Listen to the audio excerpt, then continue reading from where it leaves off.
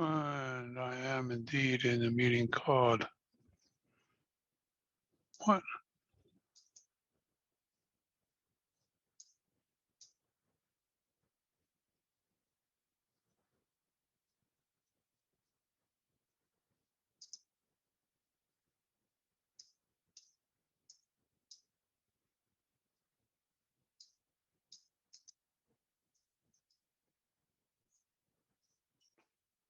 Oh, you son of a bitch.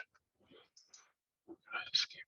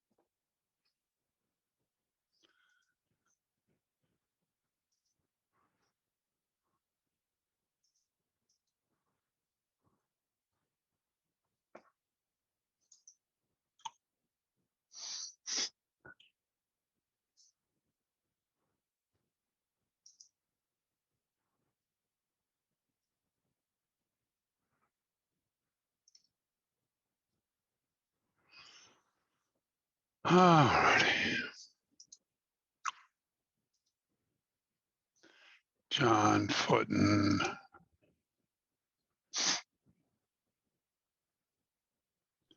Is this just you and me doing the show this year?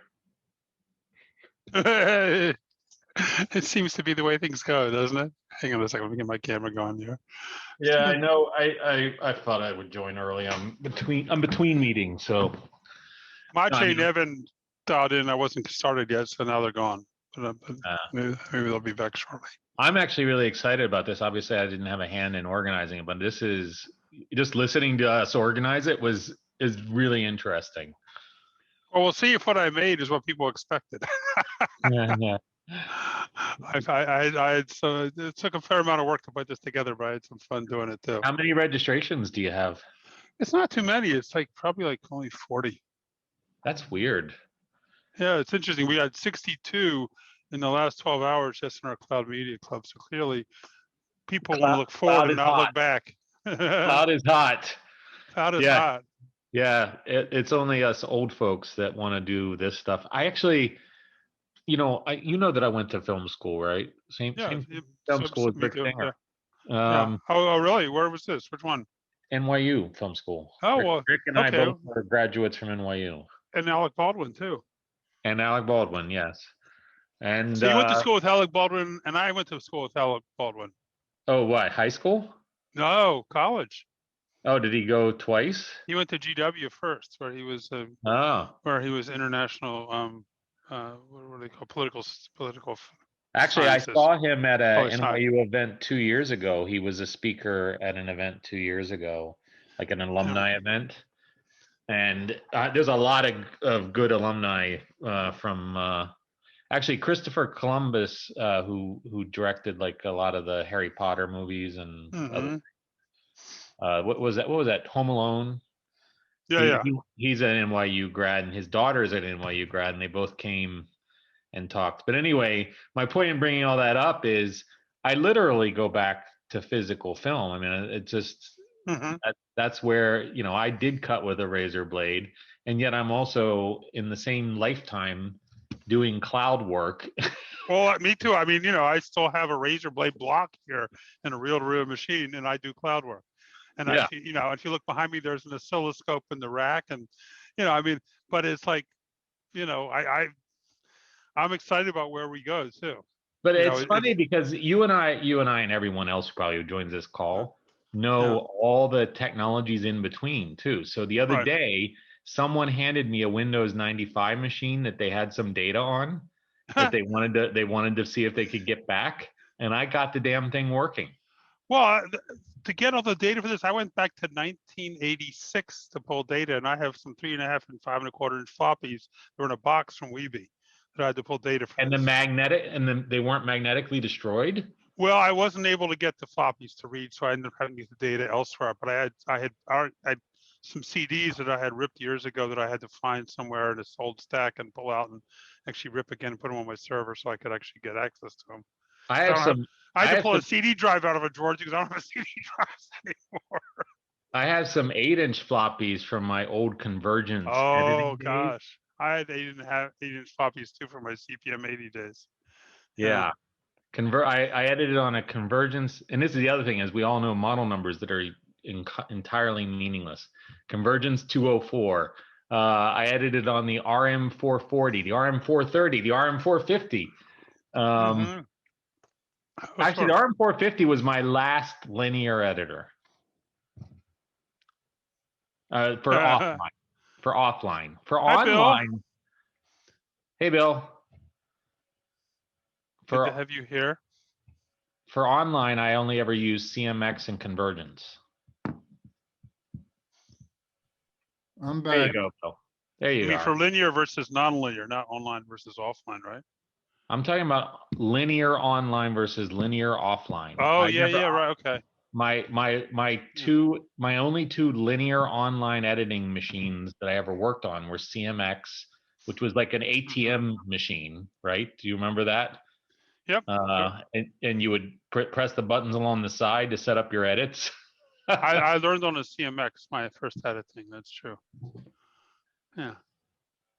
ADO, Ampex Digital Optics. Hey, good evening, everybody. Hey, Mache.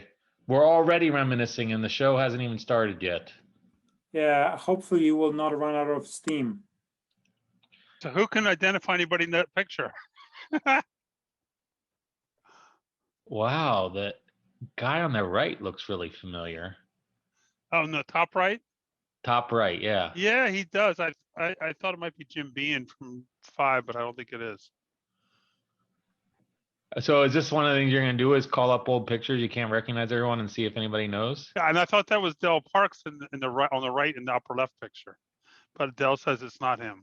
I thought that was him at first. Yeah, that guy is too heavy for young Dell. Yeah, it is too heavy for young Dell. I didn't mean to insult him like that. Is he joining this meeting? I don't know. I'm pretty sure this is Glenn Lehman here. But Bill would know some of these people, wouldn't you, Bill? Yeah, but the guy to the right, I know, but it's not coming to me. So photo wise, it looks like 80s. Is that right? Or very early 90s. This guy? Yeah. Wait, who is that? This is 1988. And that guy on the right is so familiar looking. Wait, the guy on the right looks like the son of the guy on the left. Yeah, doesn't it? Yeah, you're right. Hey, Peter, just quickly, I will, before we go into this at 7, I got to do SMPTE business as usual. All right. So I need some. I'm just killing time with putting up some pictures for now. Yes. No. I know. Yeah, I just wanted to just remind you. And I now know this guy. This is Frank Schufelt. I'm pretty darn sure. It was Grass Valley back in the day, and now it's in Viso. In fact, that's not Frank Schufelt. No. No. Okay. He was not that tall. On the right, the guy on the right, not the left. Oh, I don't see him. He's covered up by you guys. You don't see the picture? Okay, I agree with you. Okay, good. Okay, it was on the left I was looking. That is definitely him. He was Tektronix when I knew him. Who's the woman? Is that like a wife or is that someone from? Probably a wife, because who else would put up with this? Well, the other problem is you're talking about the 80s. How many women were in the industry in the 80s? Probably one. Yeah, Cindy Hutter. And she didn't show up in any of my WEBE SMPTE stuff at all. Well, people like Wendy Aylesworth would have been, but they would have been very young. Well, they would have been in LA too, not here. Oh, true. I mean,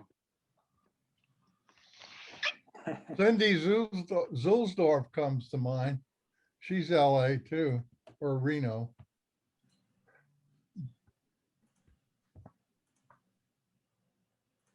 What other old pictures you got? hang on a second. I'm sending Frank an email saying, "Tell him I'm looking pictures of him." Did you invite Dell to this, or did he accept? Should I could reach out to him and see if he wants to join. I sent him that picture today, and he said it wasn't him, and I said I sent him the invite. Whether he'll show or not, we shall see. Oh, so you already did. All right. Yeah. So let's see who else is in here. These guys.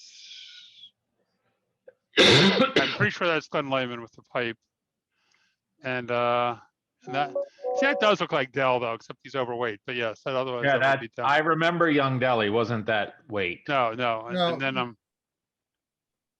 okay. Here's another bunch of pictures. Same group, same year, different people. But see, this era, I was in the industry, but I was in New York, yeah. So I don't know these folks. And 1988, Peter. Yeah. Yeah. So I just, it's been, what month was it? Don't know. I just, it was in a box of photos that said 1988. So it must have been, maybe 8 months after I came to US. So I was not in the industry. I was barely in this country. How come nobody's staring at their phones? Yeah. Now this is What's a phone? What's a phone? Right, exactly. This is the era I know. These are people I know. Yeah. These are fairly recent, I think. Yes, those are much more recent. What's funny is that people, it looks like we changed our style at some point to be less dressed up. Yes. A little more business casual. We're at the beach by then, too. Right. Guy in the middle is Tektronix. Tom. Yes, he is. He's a beekeeper in Georgia now. That's Doug Leeson. Dean Leeson. Who's the lady in the lower right? That's Gwen Toon. Yeah. Huh. She's a little thinner these days. Here's Gwen again. No, now she looks like that. Yeah. Everybody knows who that guy is. And I had to have a picture of Mark Shubin wearing his shorts on the podium, showing knees for the rest of us. At least he doesn't have a Hawaiian shirt on. There's probably a picture somewhere. Which is disappointing. Yes, exactly. Yeah, so there's some interesting photos in here. All right, Evan, Rick. All right. Yeah. So I Hey, don't want to get too far ahead of myself. Rick, you look good in that photo. Hey, everybody. I mean, not that you don't look good in real life, Rick, but that photo of you is pretty good. Yeah, right.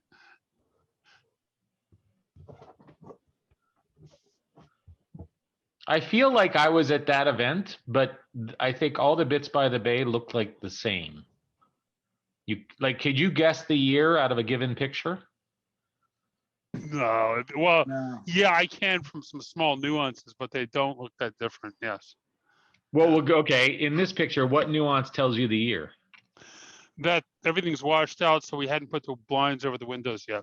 That was a good improvement. Right. That'd be the first thing. 2, we're not wearing the lav headsets. Which I've got after the first year, or second year. Well, also, I don't see a ton of laptops at the tables. Yeah, it's true. We didn't probably run power to all the tables back then. We were just I don't know. So can you guess what year that is then? I would guess that is mid 90s, like 96, 98, 97. Well, no, hold it. No, this is Chesapeake Beach. So you were so wrong. You were so wrong. This is Chesapeake Beach. You can tell it's Chesapeake Beach. Okay. So it's after what? After 2010? Oh, really? Or 2010. Well, then why don't people have laptops at the tables? All right. So here we go. Oh, I don't know. Who's going to come up with some answers here? Somewhere downtown. Mr. Faison will know. Virginia Beach, Virginia, wasn't it? Or a local state penitentiary. What, so there'd be less commuting? Is that your point, Mache? Yeah, maybe.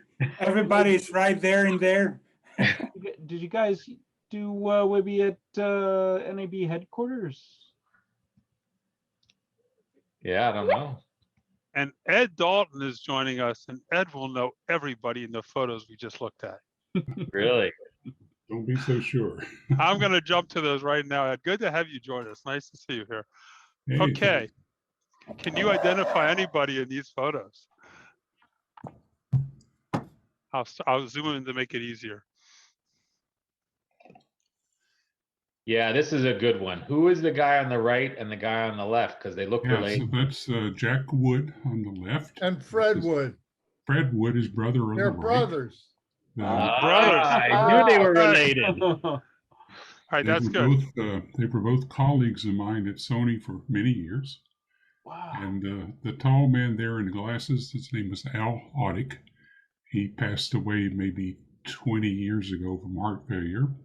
And that's Mrs. Audick to his left. Somebody should write. We're recording this. Well, actually, we are recording this, and I'm also writing it down. That's good, but thank you. So as long as we're here, I know that's Frank Schufeld on the lower right. I don't know who the woman and the man are there. Oh, The man looks familiar. Yeah, he did. yeah. He was with WJLA for many years. I'm not recalling his name right now. Oh, well, you want me to look it up? What? On LinkedIn?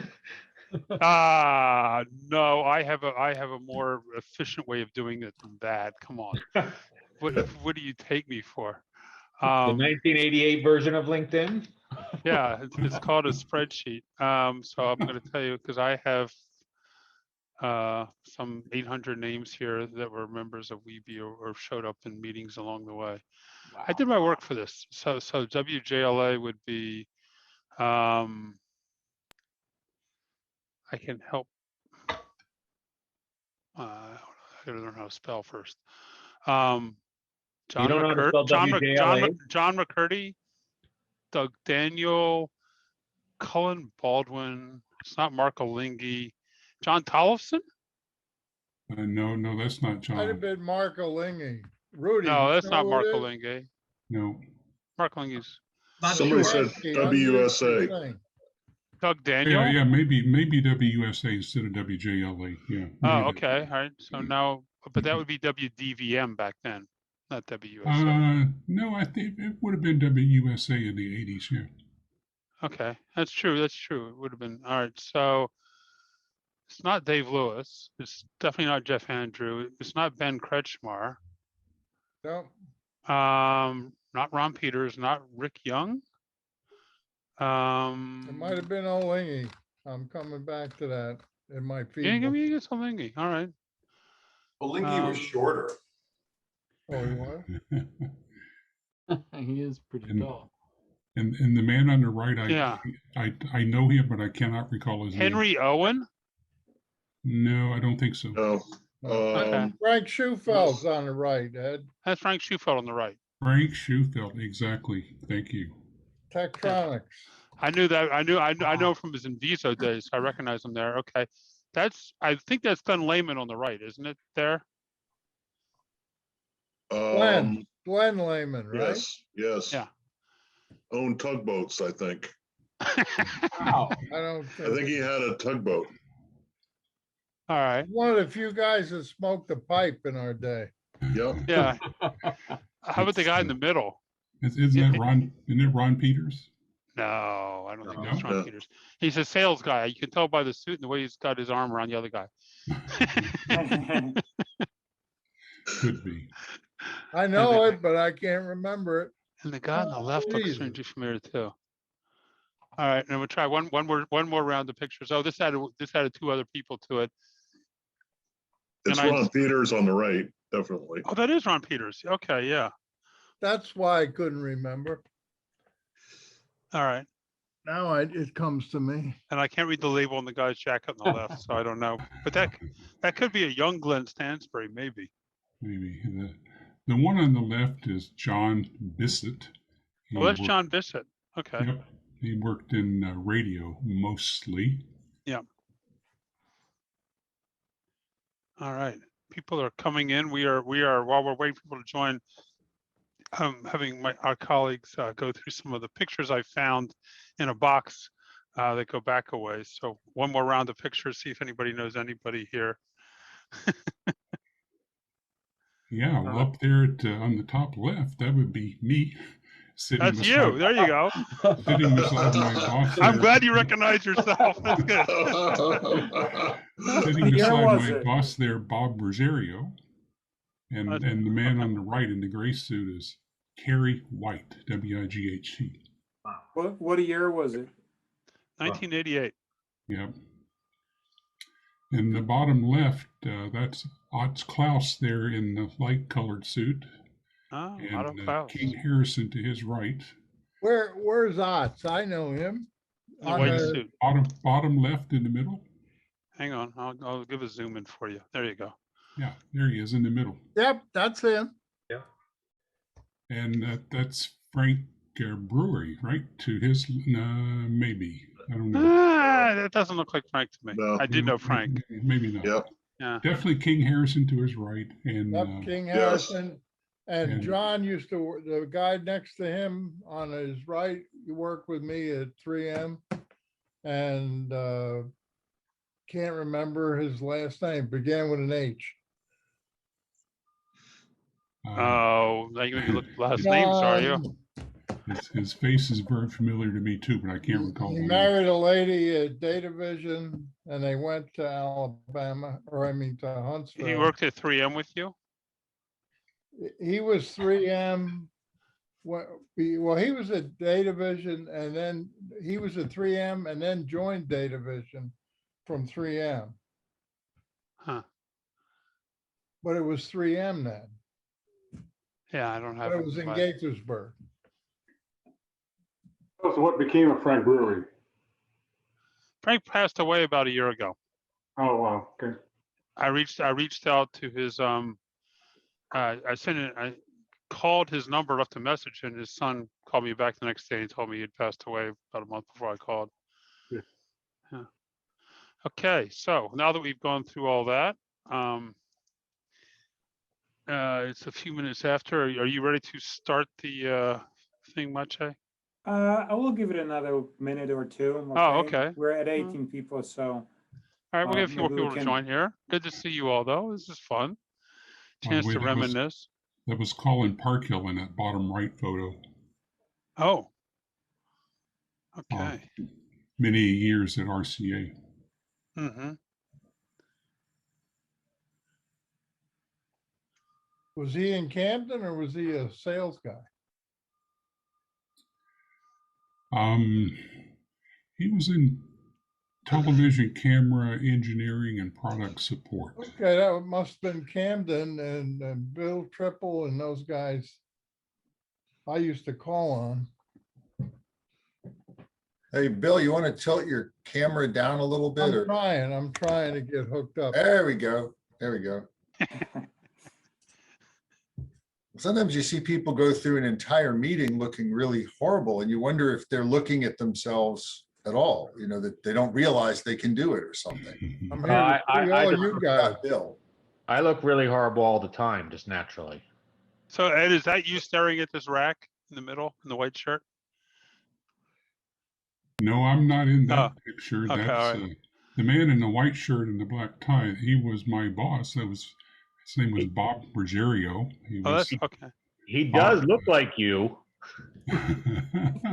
well, I guess. Maybe And of course, shorter. That's Otz Klaus to his left, and John Bissett to the left of Otz. Yep, that's odds, definitely, even with the shades on. Yeah. All righty. I don't know what was so interesting about that, other than maybe it was a satellite receiver in a white box that could be carried around or something. It's a flyaway. Probably in '88 was an early flyaway, right? I mean, you know, Yeah. Fly pack for satellite transmission. yeah. Yeah, those are Parker cases, the Acme Parker cases. We use those for lenses, our projector lenses. I had a flyaway back in '88, but it was a 12-meter flyaway we left in Moscow in Red Square. you Don't were tell us running about way your too spy fast. date. What's that? You were running away so fast, you forgot to take it? No, that No. was the rule. We brought it in, we had to leave it behind. That was the rule. Yeah, We couldn't because take- because that's what the CIA asked them to do. Moscow before I did. Yeah.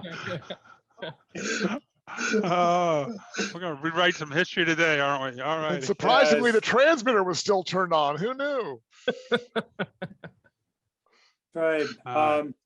So it's 7:05. I can get started so we can really get into this. So Okay. Peter, you okay I with will- that? I'm okay with that. All right, sounds good. So I'm gonna start and welcome everybody to the next edition of SMPTE Washington DC Virtual Town Hall. As you all know, tonight's topic is Bits by Debate 2021, looking back, moving forward. We'll take a look at the history of media technology through the history of the WEBE, SMPTE, and Bits by Debate conferences.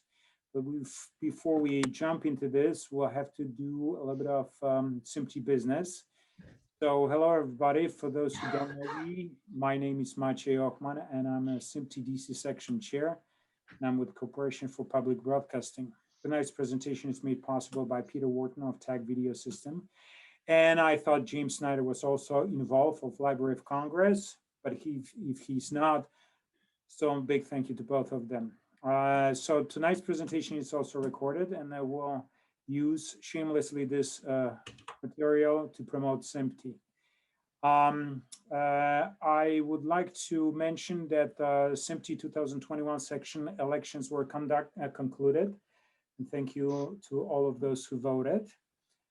Those who did not, shame on you. And starting July 1st, the following individuals will become new DC section managers for a 2-year term. Joanne Carl of Montgomery College, who runs our DC student section. Gregory Smallfeld of Fairfax County Government, Phil Whitebloom, and Brad Hughes of Nat Geo. For a single-year term for the role of Secretary and Treasurer, John Footen of Deloitte was elected, and I happen to continue also my role as a section chair for another year. And I would like to thank all the outgoing managers, Rick Singer, Megan Wagoner, Tom Hackett, and John Footen for their contributions, and to Melissa Davis for her long career, section secretary and treasurer. So thank you very much to all of you. Also, as a reminder, we still have 4 other managers whose terms expires on June 30th, 2022, namely Carlos Rojas of Verizon Media, Luis Schindler of Chesa, Alex Snell of Discovery, and Jonathan Salmon of AWS M&E, who has been instrumental in Section's social media presence. So thank you very much, Jonathan. So those managers who are present in attendance, if you could just say hello, so everybody could see who you are. Luis, Greg. Hello, Greg Smallfeld. Phil. Phil, hello there. Do we have John? Hello. And please don't curb your enthusiasm. It's okay. Yay! All right, All right, there we go. Luis, did you say hello or you're permanently muted? No, I felt like Greg jumped in there a little too fast. Hi, everybody. Happy Hello. June. Hope everyone's staying cool in the lovely DC muggy weather we've been having. And I see Rick Singer is there. Excellent. So I think that it's everybody. So we are working on other events, but we're looking for members to provide feedback to us, what kind of topics you would like us to discuss. And recently, Peter and John put together SMPTE Cloud Media Club, which gathers media cloud thinkers, movers, and shakers from around the globe discussing media cloud implementations and future. So next meeting will take place on June 24th. Peter or John, could you just briefly share with everybody what is planned for the 24th? Sure. So on the 24th, we're having a meeting where we have David Klee from Arts and Entertainment Network and Britton Miller sort of formerly from Discovery Communications, because he hasn't quite left, but he isn't still there. Exactly. He's 1 foot in, 1 foot out. And it's really interesting because they A&E and Discovery are normally competitors, and but somehow, somewhere, the business folks decided that they wanted to share content and launch a new channel together. And because they're in the cloud, and because they actually even use the same workflow and the same cloud, instead of just taking something like 6 months to prep all the material and change the metadata and dupe it off and send it to each other and to stand up a playout system somewhere and build an uplink and everything else, they did the entire thing in 8 hours, from beginning to end, because it was just a matter of changing some metadata, giving permissions and saying, here you are, here's the login, or we'll move these files between 2 points in the cloud. And I think that just shows how transformative it is. It'll be a fun event. It's a club just like this. So everybody's open to mic and chat. It's not a presentation format. There you have it. All right, excellent. Thank you very much, Peter. And I'm going to post in the chat link to our calendar, section calendar. So please check calendar for the events. I will be sending out the information nevertheless, but please do whenever you have a chance. Finally, as tradition will have it, we are here to support our members. So if you are in need, if you are in need of a job, or you have a job that you are looking to fill, or you have a job that you do not want and would like to nominate someone for it, please use chat to share details, or feel free to contact us at managers@smtdc.org. And we'll post, I will post that information also in the chat. So without any further delay, let us start the walk down the memory lane, or to travel through the time and look at some of the most intriguing and visionary presentations from previous Bits by the Bay and WEBE SMPTE conferences, and discuss what future media technology possibly holds for us. And the person to start us off on that journey is none other than Peter Wharton. Peter? So good to see you all here. I see a lot of colleagues from early days of WEBE, and including people like Ed I didn't actually know back in the day, but it's great to see you. I see Dwight Wilcox. There you are, Dwight. Good to see you. And Dave Gross. And so for those of you who come from the WEBE days of this, and there's Ellen joining us too. Awesome. Over time, WEBE had the WEBE SMPTE conference, and then WEBE dissolved, we'll talk about, and SMPTE carried on, and the conference ended up being called Bits by the Bay, and we'll explain that. So if you don't know what Bits by the Bay was, it's what the WEBE SMPTE conference morphed into. And if you only know about Bits by the Bay, then the WEBE SMPTE conference is what came before it. And so here we go. So first question for you all, since we're gonna have a little trivia here. What year did the following topic first appear in the conference program, SDI? Any guesses? Wow. SDI, 1997. I think earlier than that. Yeah. Yeah. About I would say 1985, maybe. Yeah, that's what I was going to say. 80 something? 85. Wow. Yeah. I was gonna Well, say, I remember a Henninger SMPTE meeting where it was first discussed. Harry I'm not Fox sure is about here this too. today. Awesome. Well, the answer is that I only go back to 86 in my records. So I can only go back that far, and I could not find a program for 87, but I can tell you that in 1988 in the program was Leach doing digital video distribution monitoring. So I think if you're doing digital video distribution, it might be SDI, and especially when you talk about D1 versus D2, man, that was. When was SDI standardized? I think in the mid 90s when it finally got Panasonic and Sony got aligned, right? But Ed, do you remember that better? But the term SDI was around before that, even if the standard wasn't done. I would say so. And Ed Williams is here. Ed would certainly know the answer to this question. Ed, welcome. I think that's a freeze frame, and he's muted. Anyway, skip to that slide. Okay, and then for those of you who are more recent, what year was the HDTV boot camp? 1937. Oh, That was Mark Shubin's boot camp, HDTV. boot camp. That's about right. Well, it's a trick question because if you remember, we had it in 2000, but we also called it 2010 event and HDTV boot camp. So there are actually two of them. But that's a piece of trivia. Okay, so on to where we are here. We've done a lot of these different conferences over the years. I'm gonna work my way backwards through the years. So we're gonna start with 2019, and the conference was titled Bits by the Bay 2019, Evolution, Innovation, and Transformation, and it was canceled because the venue was undergoing construction at the time, and we weren't gonna risk it. So we did not have that. The following year in 2020, we didn't have Bits by the Bay either because it was under construction, but we did do a Next Gen TV Summit, which was actually really well attended. We packed the house. We were at WEDA and packed it in. So on that note, what year did the following topic first appear in the conference program? ATSC 3.0. Throw out a guess. Right after ATSC 2. Oh, I won't ask what year that appeared. That's the better question is when was ATSC 2? Because there was an ATSC 2. Yeah. It wasn't really one. There was there was an ATSC 2.0. Yeah. Doesn't count. It wasn't IP. It was not widely, it wasn't really implemented at all, but it was there if people wanted to do something.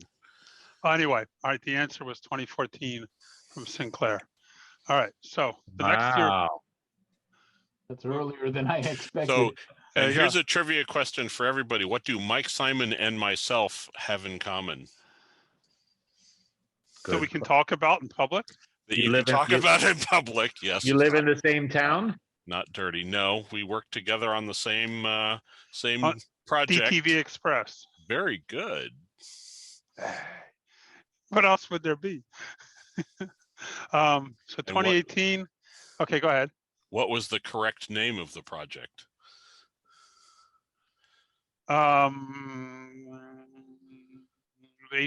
Express, DTV Express, something like that. Yeah. It was the Harris PBS DTV Express. So this is our conference here. We did in 2018. First and only mention, first and last mention of media supply chain, at least for now, in any of our programs. A new term we now use all the time. I remember that being a new term to people. Yes, media supply chain. Because it came from industry, other industries. Right. First it was the content media factory, then it became the media supply chain. Yeah. So, in what year did we first have the topic all IP facilities? What year is this? I'm asking you. What year do you think? 2020, I know we had it in 2021 now. No, we had it in 2018 because I remember seeing that one. All righty. 2013. Wow. See, we were ahead of the game. Well, what was Stan's answer? I don't know what his answer was, but he at least posed the question. Just in time, we're going to get to IP routing just in time to go in the cloud. So in 2017, like all years, we have a Bits by the Bay, and we had a theme, navigating television's next wave, which tied in with being on the Bay. But like all other themes we ever had, they were meaningless themes because you could shoehorn any topic you wanted inside them, which was the key. And this was one of the years where we had the jam band play for our pre-party. And I think if I click something here, no, I was going to play some music, but no such luck. Maybe next time. And then we went on to a conference and surfing the content tsunami, where we dealt with the breadth of content that we had to put up with in technology here. We also talked about studio video over IP. So by then we were doing entire sessions on this, and look who was on the panel here, John Footen, no less. You remember that, John? Oh, I don't remember that at all. And Matthew Goldman and Renard Jenkins. And this is where Actually, I think I really do remember that, because Renard was continually impressive. I don't know if he's on this call, but he was. Well, at some point, Matthew, in the only way Matthew can, must have said something that pissed off Renard, because a second later, Renard's expression changed from smiling to this. Look, well, I don't know if I look too happy either. But that was a fun panel. And oh, there's Bill. Hey. Steve Lewis hanging out on the beach. We did. Steve apparently was in the wind. Look at his badge. Oh, sorry. Yes. Yes. Yes. Okay. All twisted up. So we all had badges and lanyards by then and things. This is John Mailhot back when he actually did shave a little bit. He now doesn't. Now he just looks like a rug that went through a blender with some eyes poking out of it, like some people do. And then Paul Briscoe and Mike. And this should be a face that should be familiar to lots of you. Oh wow, Larry. Days gone by. Peter Doherty. Yes. Oh, that's not Larry Kaplan? No, that's Peter Doherty. That's the mayor of Washington News. Oh wow. So if you had sat through any pool meetings from the 80s to the 90s to the aughts, you would know Peter Doherty. Right, Richard? Yep. Also Fiber. Anything Fiber with right. Andy Haas are the two names. They were also almost inseparable in some cases on Capitol Hill. Yes, indeed. Rewiring the White House too. I think Andy taught Peter, but Peter took over. When I first started ABC in 1980, I opened a desk drawer in the news desk one day, and there was a sheet of paper in there. It was excuses why Peter was late to work this week. And it was someone that hand typed all the excuses why Peter Doherty was always late for work. One of them was like fell asleep in the shower, you know. But he went on to great things. So here's another question for you. What year was this quote from? We serve business models. TV migration from mass market to micro marketing, perpetually shifting mosaic of audience micro segments. It used to be that mass magazines made all the money, said Mary Berner, Fairchild's president CEO. Now it's not size accounts, but the ability to deliver someone elusive to advertisers. I feel like that's pretty old just because of the discussion of magazines. Uh-huh. Okay. Sounds like something Nick Gold would say, but I don't think it is. I'll add another sense to it. In the 1960s, an advertiser reached 80% of the U.S. women of the spot aired on simultaneously on the networks. Today, an ad would have to run on 100 TV channels to have a prayer duplicating. So 100 TV channels. Now we're definitely up into the 80s, 90s. Yeah. Yep. All right. Last part of the quote. Maybe. Internet is not replacing current technologies. Just a different method. Now we have to jump to the early 2000s. Yeah. No, it was a big mistake. 2004. And when did the World Wide Web start? That's the corollary to this. 1993. Very good. So here's a shot in the conference room as it was back then. And if you go to the hotel today, which is why we're not having Bits by the Bay right now, the conference room, by the way, it's Steve Lampin on the right.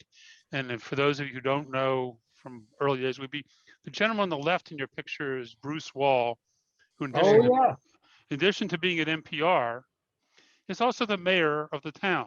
So when we first had the conference in Chesapeake Beach, everybody was so impressed the mayor came up and welcomed us to the town. Hey, Peter, can you zoom in at that picture? I can. Who'd you like to zoom in on? Can you zoom in all, just keep on zooming. That's Louise right there. Yes, and beyond Louise, it's John and John talking back John there. And right. I must Jim have said Lean something really gruesome that he's laughing at me. There's some scheming happening there for sure. Steve Lampin. That was Mache telling me he loves working at Verizon and me laughing. That's right. That's right. He sensed my lie. So if you look at that room today, that room looks like this. It's full of slot machines. So we've lost our venue for now, and it may be for a few more years, but we will keep it in mind. You're gonna have NAB there? Yeah, right. We could just have NAB there. Exactly. All right, next question. What year did the following topic appear in the conference program? Cloud. First time we heard cloud. Someone throw out a guess. 2013. 2014. I'd say 2012. Yeah. Oh, you are That's too better, optimistic. Yeah. At least the earliest I could find was Jim Duvall in 2015. I was only off by a year. Talking about. It's interesting though that it took that long, because the book I wrote in 2007 about SOA, I did not mention cloud, but it was right after that. I debated using that word and chose not to because it was too new. So it's interesting it took till 2015 to show up. I'm sure Al Kovalik was talking about it in other conferences before that. Yeah, he was. Yeah, I remember it before 2015. Yeah. So what was 2016? Anybody remember what important milestone we crossed in 2016? No comment. Not that one. It was the 100th anniversary of SMPTE. Oh, that's right. Yeah. That's right. Yes, we had that big event in Hollywood. So the first thing we did was we had the nitrate burning festival here, right? Was that really? Did you put nitrate in there? You No. better not. Yeah, I was gonna say that would make a great fire. You all Not hear only music or that, but not? it would also make great hazmat, because when you burn nitrate, you get phosgene gas, Oh, great. which for those of you old enough to remember or interested in World War I, that was one of the major chemical weapons in World War I. It's one of the reasons nitrate is so deadly when you have a fire. Wow. So and then we also had a band.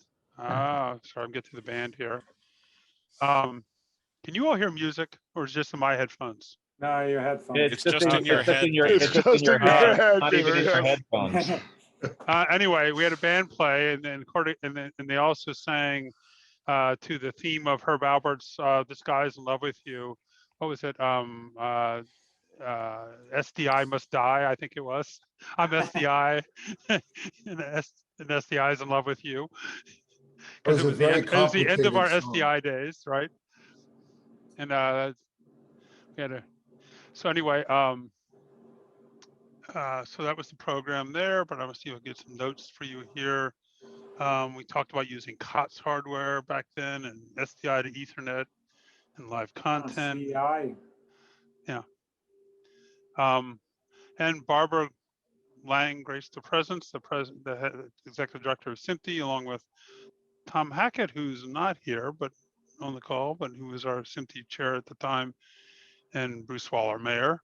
Some other familiar faces would be Philip Shoney from PBS, Scott Woods from Harmonic, now Amazon, like everybody else. Who here doesn't work for Amazon right now? Yeah, in one way or another, we all do, don't we? Yep. John knows, because we started this Cloud Media Club last fall. We started working this, and I started roping in people to come join us. By the time we launched, everybody besides he and I worked for Amazon, and nobody, you know. And it was like I tried to get everybody to other places. Now they're working for Amazon. It was sort of like the thing. And Mark Shubin wearing his pajama bottoms, and you know, over there on the right again. Our colleague James O'Neill put together this nice montage of classic images, including that's actually Mark Shubin on the left there on the phone. Wow. You know, you know, I actually knew him at Carnegie Hall in those days. And I think James O'Neill made me buy all this stuff over here one day, because I think that my basement's full of it now. I have a question for those who would know. The stuff on the right, those screens, is that for cameras? Are those like CCUs? Those are camera CCUs with screens on them. Yeah. Okay. Yeah. It looked like CCUs, but I didn't recognize. And a BK6 mixer or whatever from RCA up there. Screens, right, to help pick what you They want. they were later repurposed for the set on Voyage to the Bottom of the Sea. So. That's right. Can I ask another question for the folks who know history? If you go back up to the cameras on the top, you see the casing of those cameras. Why did they make the casing so big and bulky? Like, in other words, why was there a lot of gear inside of there that There they was were a lot Yeah. of things called vacuum tubes. Yeah. Oh, the inside. tube. Were big, yeah. Yeah. And they were lovely and toasty warm too. Yeah, They okay. were great space heaters along with all those lights in the studio. So Well, here's a that- trivia question for Yep. folks. The call letters on the side of the truck on the right, who are they today? W6XYZ. Yep. WBZ. Nope. BZ was never an experimental station. I don't know. Pittsburgh? Say again? Detroit. KDKA? That's No, no. Detroit. So the W6 is a clue as to where the station it. Yeah, is. I'm trying to think of where Six Land is. Yeah. WHD? No. No. Well, tell us. Six Land is California. He's not going to tell us. I'm moving on. That's Walter Cronkite in one picture, isn't it? KTLA. Okay. Wow. Yeah. Interesting. I No. cheated. Wait, I that- went on Wikipedia. It's Was that Mark Shubin in another picture? That is Mark Shubin. Yes. Actually, here's the piece of trivia. He's actually in all those pictures. Mark Cuban has been in the industry since the 1800s, and he just never. Under Marconi. He remembered stringing that He's piece of string Methuselah. between. He's lived forever. Right. Exactly. and Walter Cronkite there. In the, So we had a nice little beach party that year. Some familiar faces occasionally in here. Yeah. And of course you have a cake because it's the 100th birthday of SMPTE. All righty. So what year did the digital video first appear in the program? The term. What's The term digital video? Ed, how are you? 1986. Who was that? Rick Singer? Yeah. Look at that. Look at that. Well done. Well done. I was there. And that cassette recorder would have been the D2. Right. Would it have been not D1? No. More familiar faces. The gentleman on the right here, you see, his name is Eli Blackman. His father was the late Sam Blackman, the founder of Elemental. Oh, he came and spoke to us one year.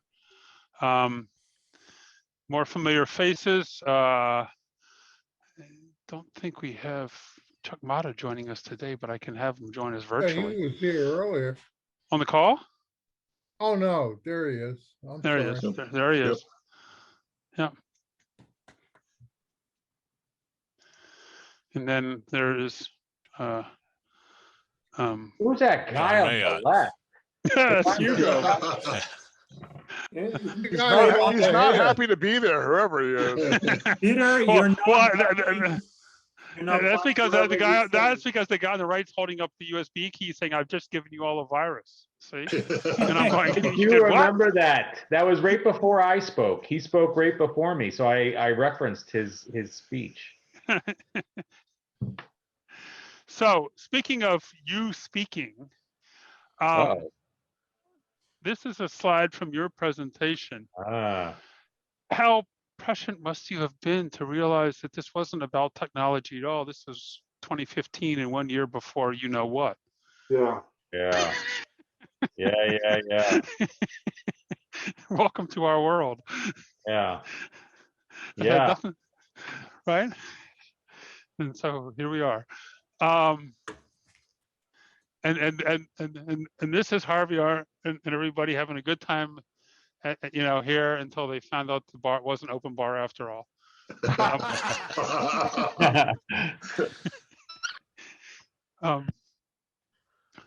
So what year did HD first appear in the program? 88. That's interesting. Yeah, 88. I would say 88. 86. I would have thought so too. I mean, it wasn't like people You're were talking talking about like about it. you're talking about the Muse system, right? But I can only look at the titles of presentations, and if you go back before Bits by the Bay, back in the days of WEBE SMPTE, most of the presentations are vendor specific about something they were pitching obliquely. So if you weren't shipping HD, you weren't talking about it so much, is what I Mhm. saw, because they're much more like the new cart machine from Ampex, the new, Right. you know, this and that, you know, and Yeah. so it was like it was all tech you could buy, not tech that it wasn't tech evangelism so much. So the answer actually was 1997, where it was actually just preparing for this, and actually the theme of the conference was preparing for HDTV digital conversion and transmission, which forced everybody to actually talk about it. What's interesting about that, and also cloud, I see a corollary there, is Yeah. that those are topics that were definitely in discussion for years before that. Yes. Yeah. What show in the United States did HD first? Was the first presentation of HD? What year was the first show, and what was the first show? Do you count Analog Muse? Yeah, I was going to ask about any that. HD TV. Oh. Well, wait. Are we going to? Is this? BBC are we was looking for? HD in the Are we 40s, looking for? weren't they? I was going to say, are we looking for a No. Mark Shubin answer or closer to like a But Muse let's answer? say in the modern era, because the corollary to that was what year did the first HD, what we define as HD today, what year did the first HD system go on the air? That's the other like corollary. over 1,000 lines kind of HD. No, because 720p is considered HD. Oh, true. I don't know. Tell us, James. So 1981 at NAB is where HD first premiered in the United States, and that was the analog HDVS system from Sony and NHK, the 1125/60 system. And the first system that would be considered HD today to go on the air was the French 819 line system in 1948. Wow. Black and white only, and it lasted from 1948 until 1974, and it was replaced by CCAM. There's the first mention of UHD and HDR in our program. More, better, faster pixels. Delivering the promise of 4K by Mark Shubin. Is that also the first mention of AXF? And is that the first time you misspelled my name? Where's your name? Where's your name in there? Won't be the last. Top. It's the top. Oh, Sinder. Yeah. You're killing me. I'm dying Yeah. here. Well, it's the first time you've noticed it. Oh, I have a feeling I noticed at the time. I don't recall you noticing time, and I would remember that. I didn't say it. You didn't say it. No, then you see, then maybe it's correct because you didn't say something. Maybe you've been misspelling it all these years. Oh, I have can it right. assure you I'm not. What year is that from? That was 2014. 14. I believe. It was 14. Yeah. Okay. So when did we first talk about 3D? 3D. Oh my God. And this is talk about not shoot the conference in. Well, we've yet to do that. What was the first year? No. We've shot this conference in 3D. That sounds scary. Yeah, James was shooting with his camera. I was shooting with my 3D camera in 2011. That was the same year that we did it. So that's okay. Oh, there you go. So that was the same year someone had a 3D camera, and the only year someone had a 3D Ted camera. talked about golf in 3D. Yes, I would love to see that footage. I think. You can't play with it. So this was again the first. I have some green and blue glasses. No, it's not. And in fact, what type of 3D? What is the term that type of 3D is called? The red and blue. Anaglyphic. Anaglyph. Anaglyphic. Yeah. Yeah. Legacy. Ugly. So there's your when plants will first go IP in 2013. Look at that object storage. Oh yeah. So I mean, we did hit some fun topics along the way. Yeah. Actually, you definitely. AVC. Yeah, AVC. Oh, yeah, AVC's been around for And a while. HEVC. Yeah. But that was actually also the first presentation on HEVC the same year. What year was this? 2013. And we still can't make it work because it uses too many CPU cycles, but that's another conversation. All right, so what about this topic? What year did CDNs first appear in the program? Wow. 2009. Wow. 2004? Say 2006. Just a guess. All right. Also in the same program, networked video. Networked video. Well, we were doing that in the late '90s. Networked as in Ethernet? Yeah. I'm not answering the questions. I'm just putting them up there. Commercial video over the internet. Now we have to go back to early 2000 and again. Streaming. Early 2000s. 2000. There you go. 2000. That was it. That was actually the theme of the conference. Ian guessed 2001. Yeah, it's a good job. But that was the actual. I was working for streampipe.com at the time, a streaming media company. So this was the first Bits by the Bay. The name was given to us by Bruce Wall, who said we should call it Bits by the Bay, and we all looked at him and go, okay, and it stuck. And back when I was making it look like we were having too much to drink when I made the logo. This actually, we talked a lot about file-based workflows back then. That was, big thing. So that was the theme that year. With Michel Preux, no less. Michel Preux. No, well, he goes all the way back. And some familiar pictures here. We also did the 3D here, so you'll recognize Ted Sapolsky here, maybe. There's Michel Preux again. Peter Doherty brought the fiber lunch boxes from the White House pool and around the town, the things they used. I don't know what you guys were using, Richard, but they had these lunch boxes they made. And there's I was impressed with Dean that. Leeson. That was pretty neat to see. Yeah.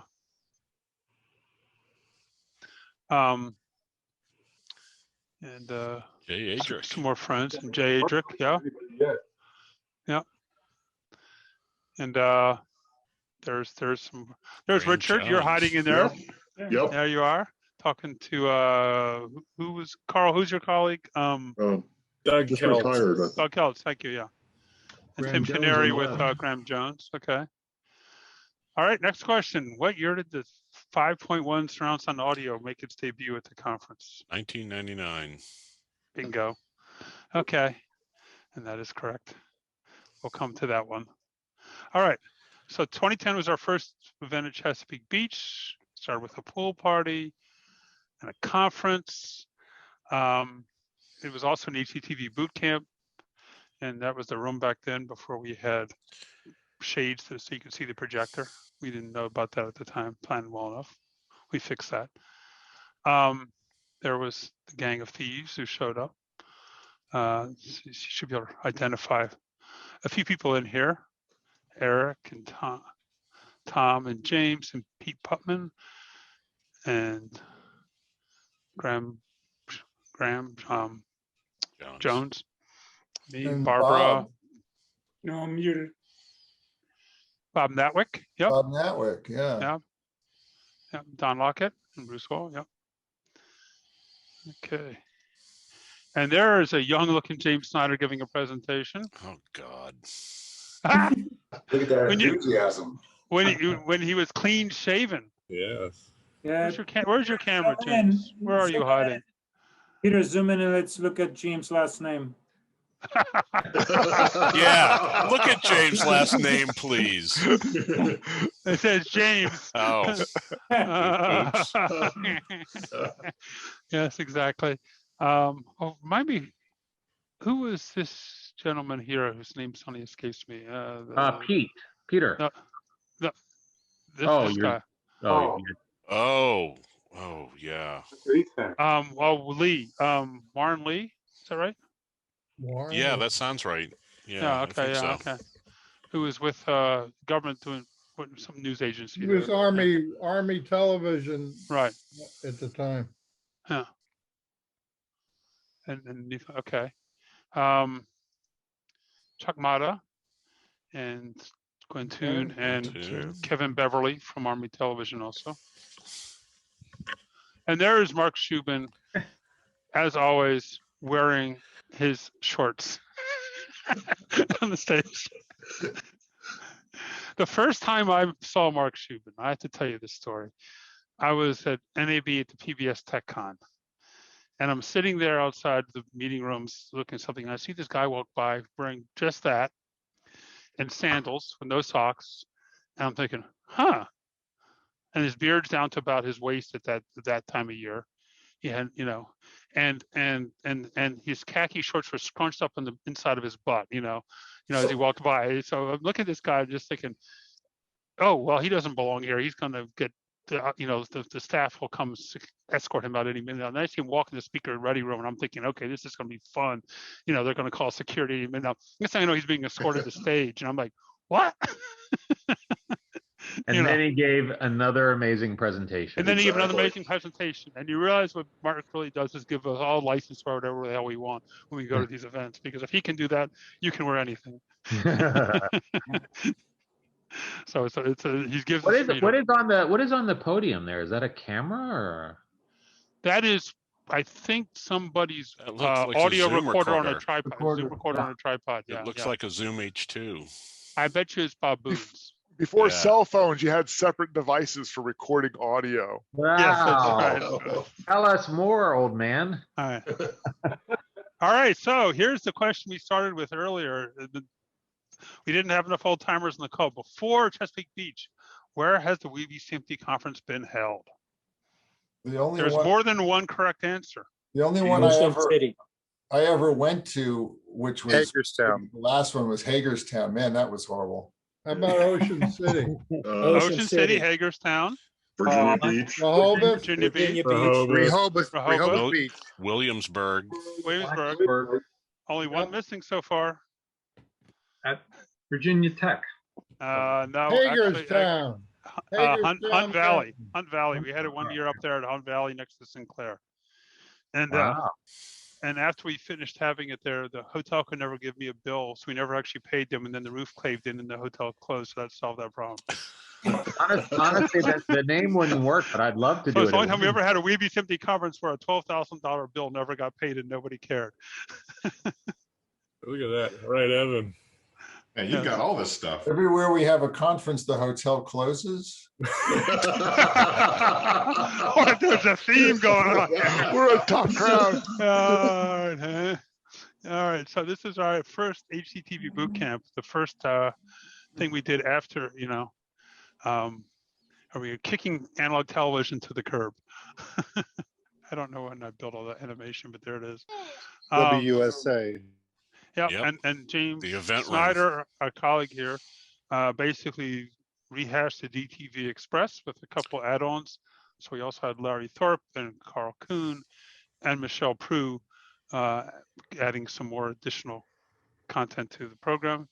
It was well attended. People had a lot of fun. There's Larry Thorpe, who finally has retired at the ripe age of 87 or something? 80. 80. Oh, that's not so bad. Boy, there's a word we need to use today: concatenation. Oh my God. Yeah, say that 3 times fast. When you mash 2 cats together. It's too late. We're screwed. Yeah. I would love to see what's on that chart. We can't say we weren't warned.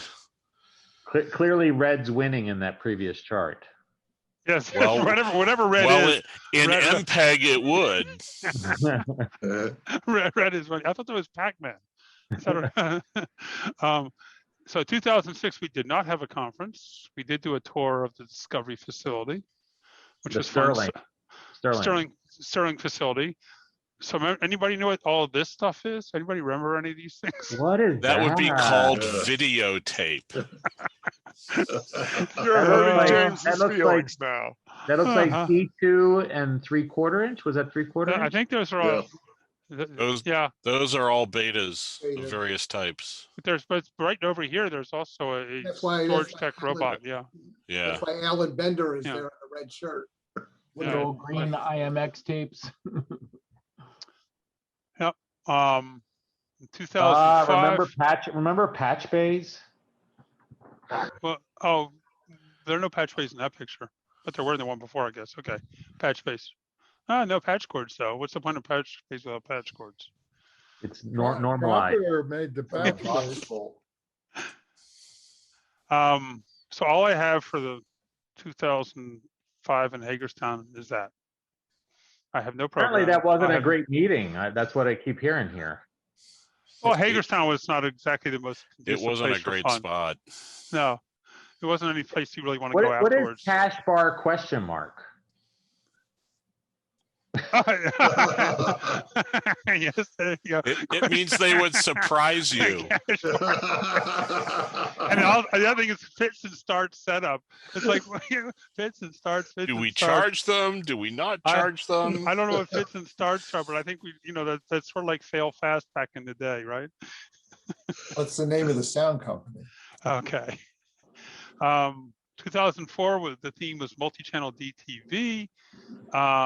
This was held. This is the one I think we held in Hunt Valley. Yes, it is. This is definitely the one we held in Hunt Valley. We're back in the fall now too. Yeah, so we did not move to spring until Chesapeake Beach. It was always in the fall. And that raises interesting. That was just retired. Yeah. A lot of vendor logos that don't. Yeah, which of those companies still exist at all or in their original? Ascar gone, actually. And Coda is Pinnacle gone. How many were bought by one company? Eventually, yeah. And then discarded later, And this was the last year we had a golf tournament. I do believe we had a golf tournament that year, but that was last year. 2003, we were in Williamsburg, and I don't even have a program for Williamsburg. Sorry to say. I have no metadata to offer you on Williamsburg, except that I remember Ken Huddle from Dolby spoke. That's what I remember. 2002. This was what was the theme this year? And it doesn't. Even fewer of those vendors are around. Mike Mayer. Yeah. TerraWave, Chiron. They're still around. Net Insight still around. So we had, yeah. See, if you came and speak at this conference, you survived. That was the key. That was. So, and this was Atlantic Sands. This was Rehoboth. I think this was. Yeah, there were 2 years in Rehoboth. Maybe only one. I remember only one. Yeah. So, 2001. Fall Convention meeting. Anybody remember this one? Well, this is right after 9/11. Exactly. So we did the post-mortem meeting about the World Trade Center being a single point. So what happened? This conference was held on September 22nd, less than 2 weeks after 9/11, and I was the producer for this conference. I don't know any say any other way except I was shitting bricks. I'm like, what do? There are no planes. I can't get presenters in. Nobody's going to go to this. Nobody, we're all in lockdown a week later still, no flights. And I'm calling the hotel and they won't let us out of the contract. And I'm like, oh boy, what are we going to do here? Because we're liable for all the hotel rooms nobody's going to show up for, right? But everybody did show up. Well, that's what happened. So I'll read you a letter I wrote to Preston Davis after the conference. So the traumatic events of the past month have caused many, including myself, to reevaluate their lives and count their blessings. I would like to thank you and ABC for your past support on behalf of WEBE and SMPTE, and acknowledge two of your colleagues whose efforts have been inspirational during these difficult times. Joe Nuzzo, ABC's RF technical manager, had signed up for last month's WEBE SMPTE convention. We don't usually get industry members from New York for this event, mostly just Baltimore and Washington colleagues. But Joe was on my email spam list as he made the mistake of coordinating ABC's RF plans for the presidential inauguration earlier this year, and IS frequency coordinator inadvertently included him on the WEBE membership list. As Rehoboth Beach, Delaware, is much further from New York than it is from DC, he decided to attend. Already, without knowing it, Joe had already improved our convention by bringing people in from New York. And as this was the first year we had it in Rehoboth, and it never occurred to me that we could draw a New York audience. After the terrorist attack, I assumed that Joe couldn't make it. I also thought many of our attendees, or worse, the presenters wouldn't make it, and I considered canceling the conference. But Joe wanted to join us. The events of the 10 days prior to the convention had been draining, and he wanted a break from New York while still wanting to be with friends and colleagues who would understand what he'd been through. While I've been planning to cancel the convention out of respect for those harmed by this tragedy, I now found in Joe's need an even greater reason to have the convention as planned. The board of directors of WEBE and SMPTE agreed, and we as an industry needed time together to see this through and to stand firm in our resolve against terrorism. The show would go on. As the first day drew closer, I realized that I would need to begin the convention with an appropriate message. While I might be able to craft an opening statement, it was also clear that we needed something else we had never needed before at our convention, the national anthem. I dreaded the thought of 100 TV engineers and sales managers singing our national anthem a cappella. If they all sang as off key as I do, then we'd probably scare the sand off the beach. Then I remembered a moving version of the anthem. It had been on Good Morning America just the morning before, as the follow-up to the moment of silence should be 1 week after the attacks. It was a glorious rendition by Whitney Houston at the Super Bowl, introduced by Charlie Gibson with proper reverence and beautifully edited with a type of visuals only ABC can produce. Here was a chance not only to open the convention with appropriate tribute, but also to showcase the best of the best in our industry to his peers. With only 24 hours to go until the start of the convention, I called Mike Davis in the Washington office, the general manager of engineering, and he asked if he could help. He secured the necessary permissions from GMA, had a dub edited, and hand carried it to the convention himself that evening. The next morning, we had a beautiful opening and a wonderful tribute to our colleagues who were lost in this horrible tragedy.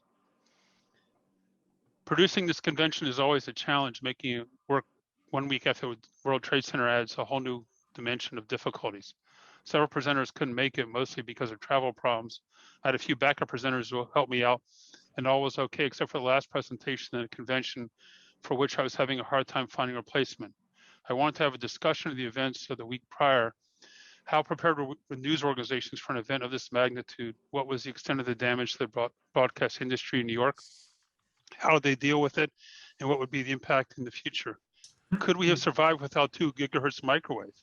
And lastly, we need a tribute to our fallen colleagues to close out the convention. I asked Joe if he could help, given that all he'd already been through. I knew this was asking a lot, but he willingly volunteered. Together with myself, representing Fox, Chuck Linder from WRC NBC, George Kinney from CNN, and Ron Peters from WSA CBS, Joe led our panel on an insightful and moving presentation. As part of the convention, I had attendees fill out a survey, and many of the participants started the opening production and the closing panel as highlights of the convention. On behalf of WEBE and SMPTE, we'd like to send our sincere appreciation for the support by ABC and employees of our WEBE SMPTE convention.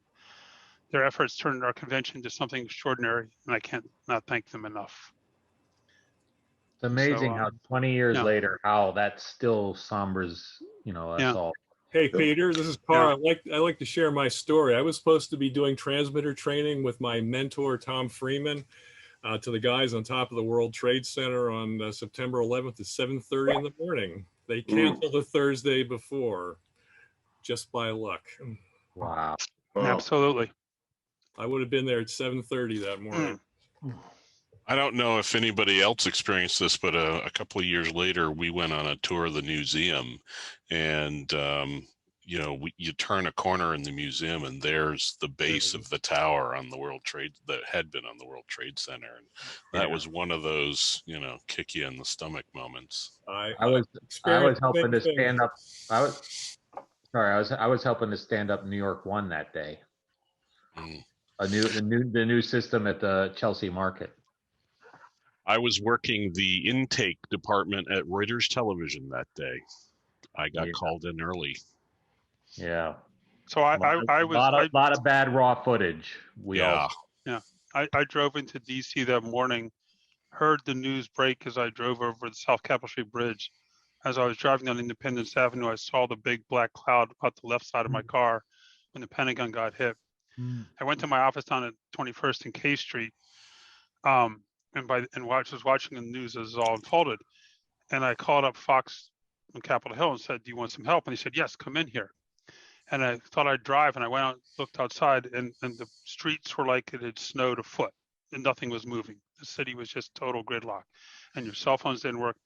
I ended up running the whole way 21 blocks from K Street all the way down to Capitol.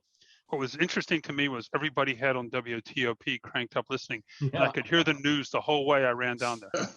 It's like every single car radio, windows open, stuck, nowhere to go, with one station turned on. Yeah. I was at Gannett Corporate at that time, and I had gotten there just before or just after the planes hit, and I was talking to our financial person looking out the window.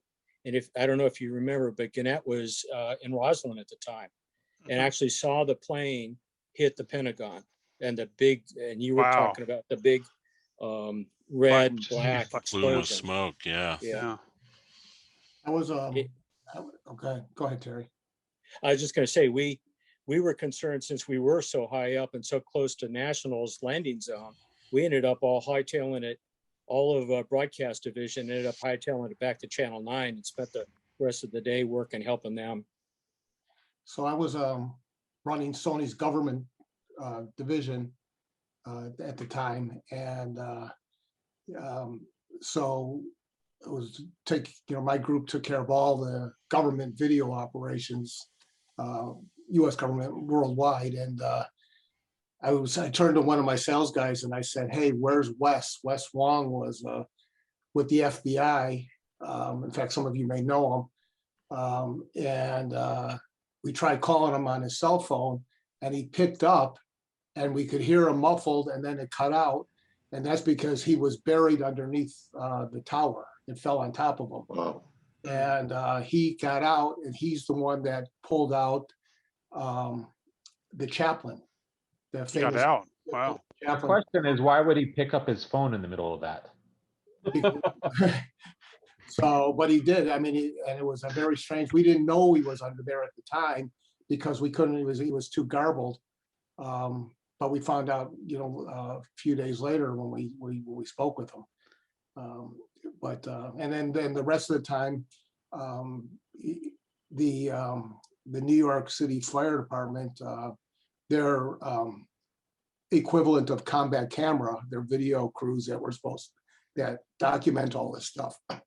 So many of them were killed, and the equipment was crushed when the glass started falling.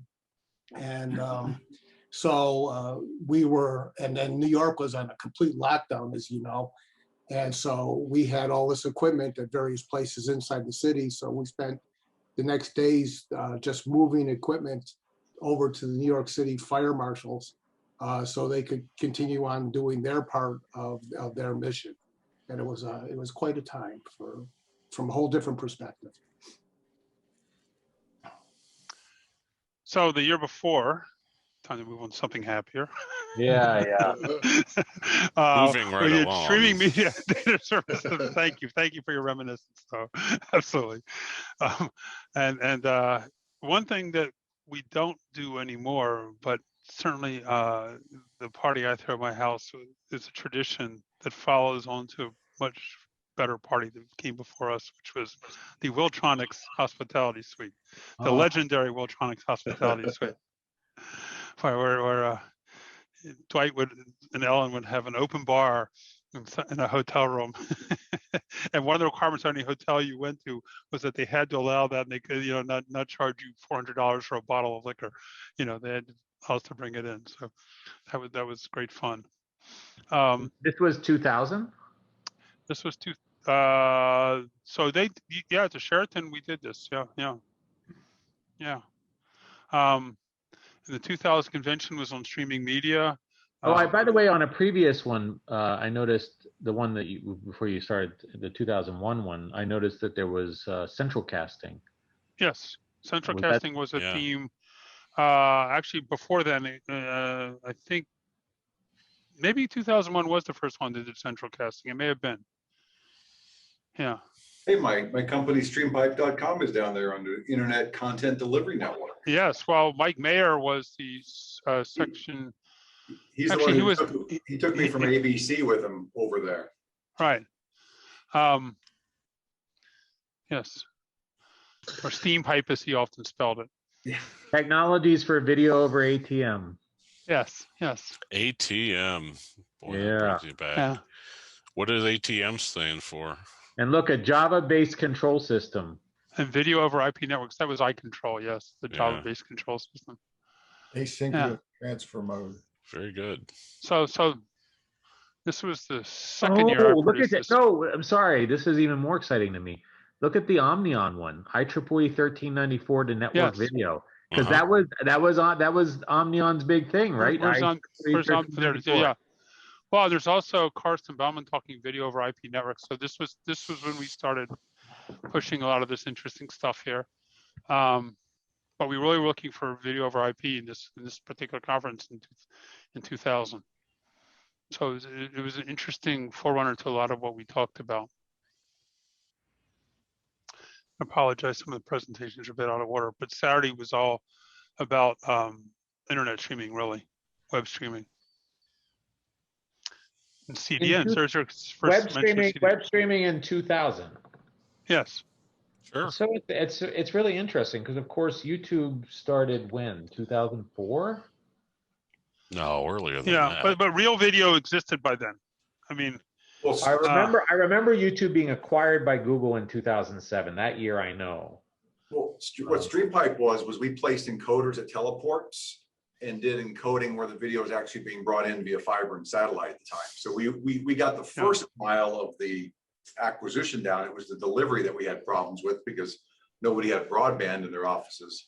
And I was doing Pan Am Net 36, which was the opposite. We were the other end of the satellite, putting in cache servers at the edge to do last mile delivery. But who? And we spent $65 million to launch a CDN nobody subscribed to. What were people watching in 2000 live on the internet? Well, they weren't. That turned out to be the first problem that the business model had. Everybody was launching businesses without a business model. There was iBlast, there was Idera, there was Net36, there was StreamPipe. All these companies were building the hopes that they would come. And I remember going to the internet boom, right? And I remember right before the internet bomb went off, the dot bomb. So Pan Am Sat, we literally spent $65 million to build the infrastructure to send video over satellite to catch servers lived at the edge and populate CDNs at the edge in the last mile for high quality video delivery to the home. And then I went on all the sales calls and all the content providers, all the film studios and CNN and ABC were like, well, you should pay us for access to our content. And you'd go to all the cable companies, say, we want to put these cache servers in your cable system to say for your internet. And they go, well, you should pay us for access to our customers. It's like, well, who's going to pay us? And you realize that they had never thought about having a business model before they launched this, even though everybody they were putting us in were already customers of theirs. They had not validated with a single one of them that this was a business model they should go after. That's what happens, I don't know. Companies tried to do video on demand before compression was good enough. And, I remember going to that. Remember Real Video? Huh? Sure. Well, HUD had us in there because they were interested in all the training they did for GSA. And they said, this is a great idea. We can record this stuff. You can stream it to people's desktops. They had a 3 megabit token ring in their building that had 8,000 employees. Oh my God. That client wasn't going to work. Hey, how'd you like 10 kilobits per second to your desk? So in 1999 was the first year that, because I was the VP WEBE this year, this was the year it came up to me to produce a conference. And was that hand scrawled? The WEBE logo? It probably looks was. Looks like you did a Sharpie. I borrowed a certain president Sharpie before you knew it. I think what happened there was that the font wasn't in my computer when I displayed this PDF and did a screen grab. And so it just picked some random font. That's what happened. I don't think that was the font I used. We use this, well, you'll see in the next slide where it's, I think, corrected, because the next one's actually scanned in, I think. So this was the actual program. So here's a trivia question for you. When did the official start to the digital transition for American television broadcasting start? What date? Well, it ended in 2000. Oh, go ahead. Yeah. I was going to say it ended in 2009, right? Right. What date in 2009? Oh, man. It was supposed to be February, but got moved to June. It did. June 12th, 2009. Now, what was scheduled to happen in February that got canceled because of the move? There were delays by a whole bunch of stations because everybody was trying to order transmitters and antennas and stuff, and they weren't going to make the deadline. No, what it planned to do is Merrill Weiss had set it up for about 12 of us from HPA to disappear Monday night, drive down to the LA transmitter site, and each one of us got to turn off one of the AMs, the analog stations. AM. There's And a the president Freudian comes in slip like for 3 weeks you. before that and changes the date. But Merrill Weiss had set it up with every broadcast station in LA to let us do that. So when did we start the transition? It's got to be when did the transition start? Anybody want to take a guess? And what event was it started? No, well, no. Well, I mean, WHD launched, right? WHD TV, which was the first digital television station, 96. launched in July of '96. No, but when did the digital transition officially start? Oh, like 2001, right? Nope. I would say 2005. Nope.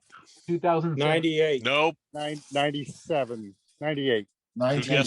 Who guessed 98? I did. It was what was the date in 1998? Oh, come on. It was in the summer.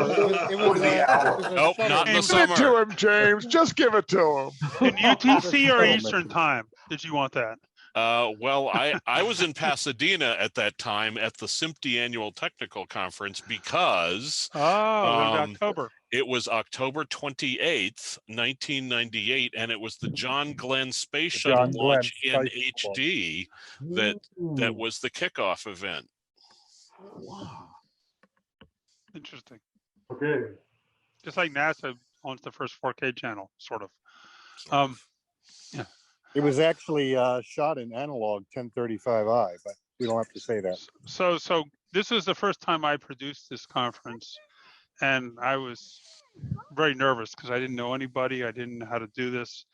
And fortunately, people like Richard and Ed and others gave me great support.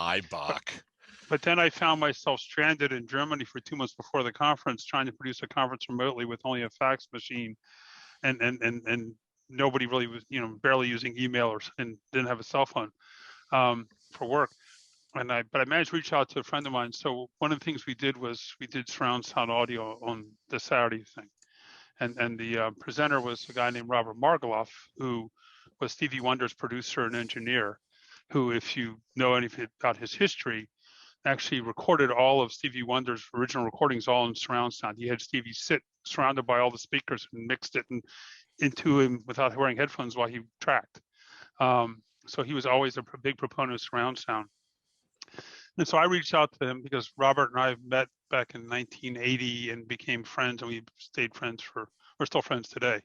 We still talk all the time. And I reached out and said, "Can you help?" And he said, "Sure." And so he called up his friend Laura Kramer at DTS and got content and got a projection system and everything. And then he called up JBL and got David Kim from JBL to provide a sound system for us and have it all shipped out from LA to the conference. And it came, and then turned out that the sound system these were the very first ever made of the new constant directivity speakers line that JBL still makes today. Is still their mainstay of their professional speaker line. And LSR. And David really invented that technology. And the speakers we had after the conference went on a private plane to New York because Janet Jackson used them to mix on her album the next day in her studio. So that's what we got for that conference. And I think Robert did a great job. I remember Ed, wherever you are, I saw a smile on your face ear to ear, and I knew that we'd done something right that day. But that was fun. And the interest. So when I first met Robert was back in 1980. My best friend, who's actually staying with me somewhere here today, he came down from New York with his family from college. Had gone to New York and worked for King Biscuit Flour Hour. And the head of King Biscuit Flour, DR Productions, a guy named David Knight and Robert Margoloff, were best friends from days in LA growing up together. So when it came time to send an engineer to cover a live concert for ABC, this guy in New York called ABC, put on the contract that Peter Wharton will be the engineer to mix this. And it's like, and so they comes on the Washington and say, I don't know how this happened. We don't know what's going on here. This is uncalled for, unheard of. But somehow Peter is in the rider, and I had no idea this was going on. That I would be the person assigned to do this live concert. And I'm like, I don't even know what's going on here. And next thing I know, I'm flying out there to meet Robert, and we became friends and all this. And I always thought, well, being a music engineer would be great. And then I discovered after I knew Robert that no matter how famous you are, it's still a hand-to-mouth sort of existence, because there are no recording studios today, right? I mean, there are like 4 left in the country of merit, and so it's a bad business. And then so in 1992 or 3, I'm hanging out with Robert at his house in LA, and I'm telling him, you should, surround sound's going to make a comeback. And he goes, what do you mean? Well, there's this, broadcast stereo system has just been released, this technology, and DVDs are not coming out with 5.1, and pretty soon they'll be broadcasting with surround sound, and they need people like you who actually know how to mix in this. And the next thing I know, next year, Robert buys Bela Lugosi's old house in the foothills of Hollywood and turns into a 5-room DVD mastering suite where he takes all the original stem tracks from all the famous movies and makes those special edition DVDs that are like 7.1 surround and stuff. So, it's funny that this spark occurred. So, it was great to bring him back to do this conference and do stuff like this. And he's still doing crazy stuff today with surround sound, and nothing's changed. So then 1998, this is, I think, what I have for a program. It's not much. Yep. Sorry, I didn't mean to do that. I meant to zoom in. And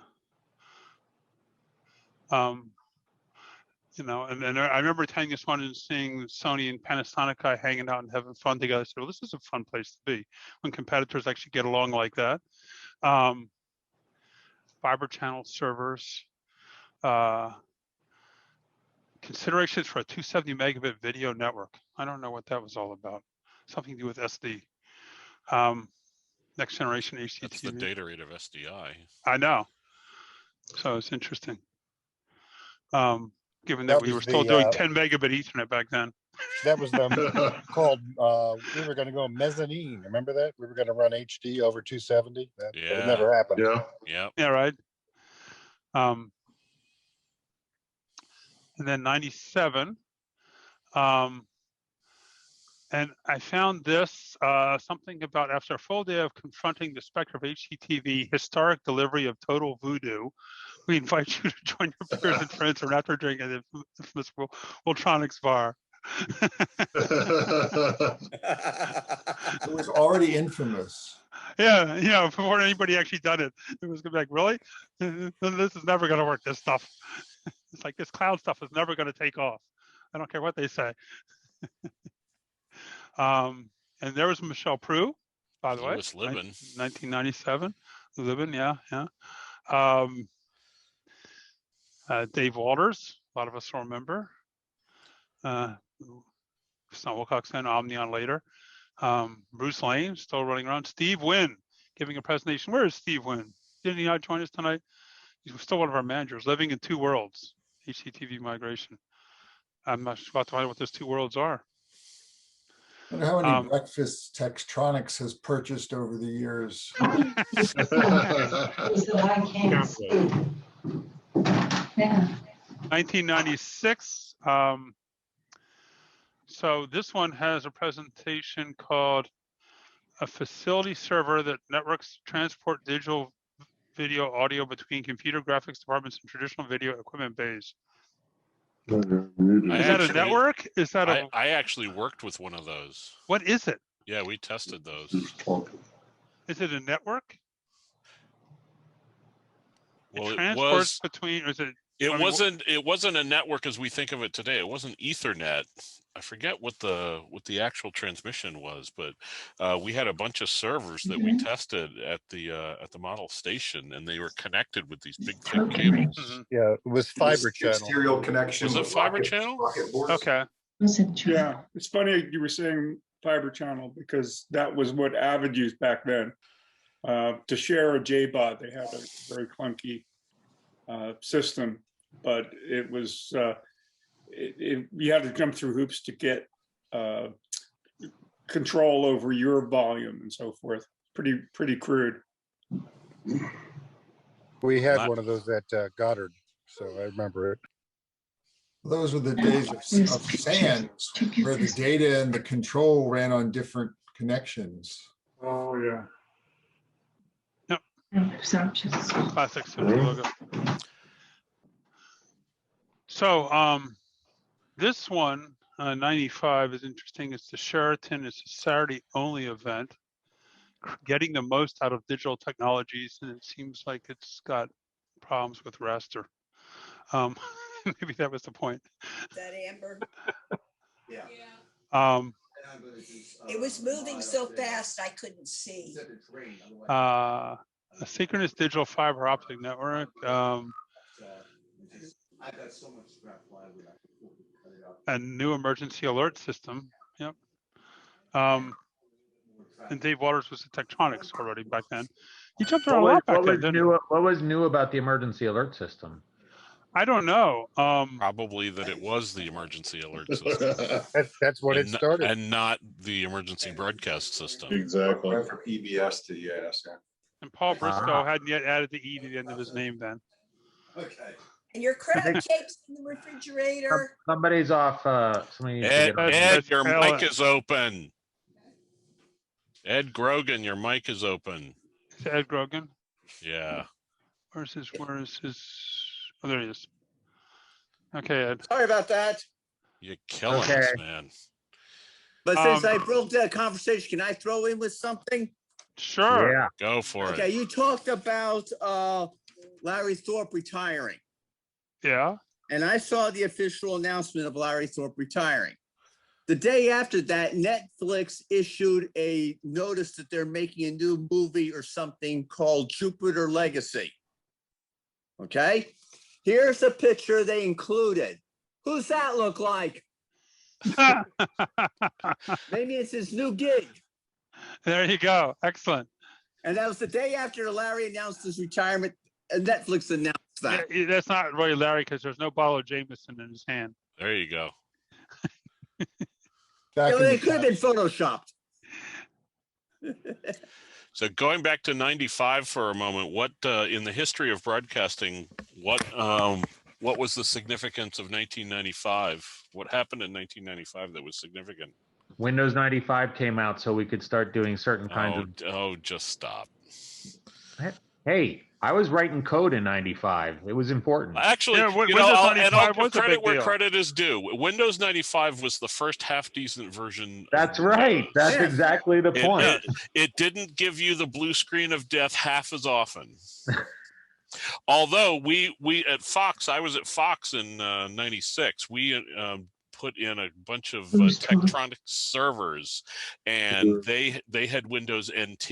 And one of the annoying things about it was they had the original load of Windows NT, which if you left a device on for 256 days, 12 hours, and a odd number of minutes, the OS would freeze solid.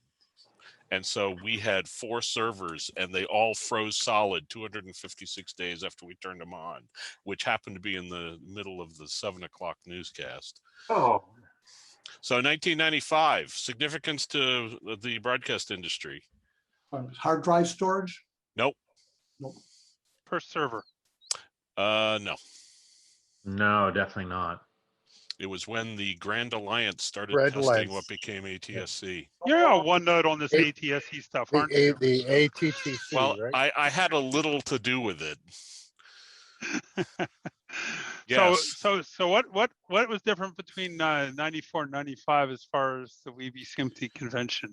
Well, Ampex is still there. No. Well, that SMPTE is not in the title of this convention this year. You're right. Did we have a falling out? Well, this is what I'm they curious hadn't gotten together yet. We, with Ed and Terry and others here, maybe you can explain what happened. But this year in September was the SMPTE convention, right? Ed Golf. Sorry, and then the IEEE convention was the week before in September in DC. Yeah, and then the SMPTE convention was right after. So there were 3 conventions in DC back to back. SMPTE, IEEE, and WEBE, which, you know, sounds like an Israeli government coalition needs to be formed here. But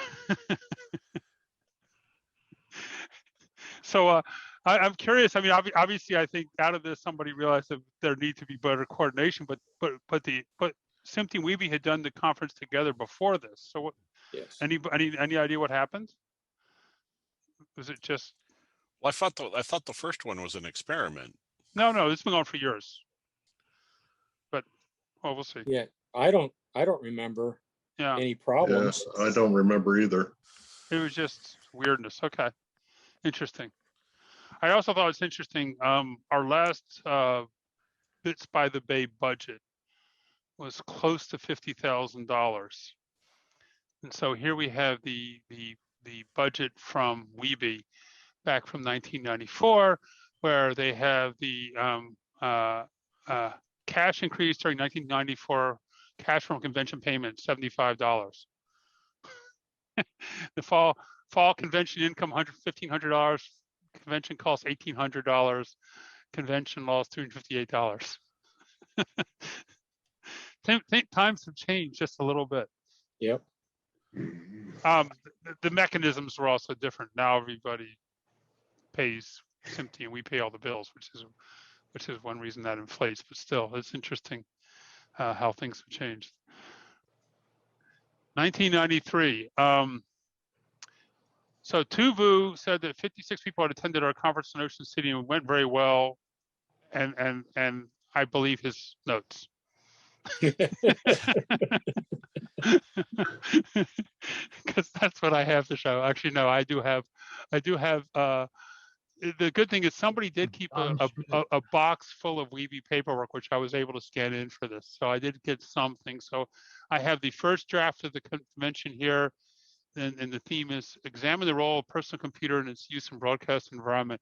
If only they knew where this was going to go. Yeah. The Amiga and Iris Indigo, whatever that was. Remember Kiki Allerstrom? Iris Indigo, wasn't that SGI? Yeah, that was SGI. Yes. I like how they misspelled Macintosh.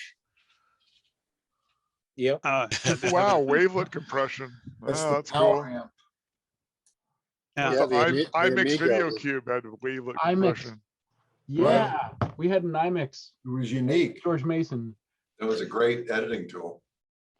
And so then the actual post team, well, the effect of traditional broadcasters of the apparent convergence to the piece and related industries of computers, DVS, and time. Okay. Atlantic. Yes. VHS quality on fiber. Fiber to the curb, yes. Twisted pair into the home. Yeah. Basis. Our own I remember Basis. ATTC. I recoded some Basis. Yes. In future of employment and broadcasting. Still a topic we talk about sometimes, right, John? Yeah. Yeah, we'll get it right someday. That was a theme we've had at a few conferences, is, you know, compression and training issues. Yes, we saw those issues. Well, Can you go back to that? I'm just sure. Sorry. You want to zoom in on anything particular here? The people that are here now are the same people that were there then. Is it saying, are those topics below that? Oh, they're not the same. This is alternative agenda topic. I don't have the actual program. I have someone's notes for proposed topics. I do not know what the actual program looked like. And this is 91? 93. 93. Yeah, I mean, interactive video was a big thing, right? Yep. Being able to use your telephone. Well, there was that like Cube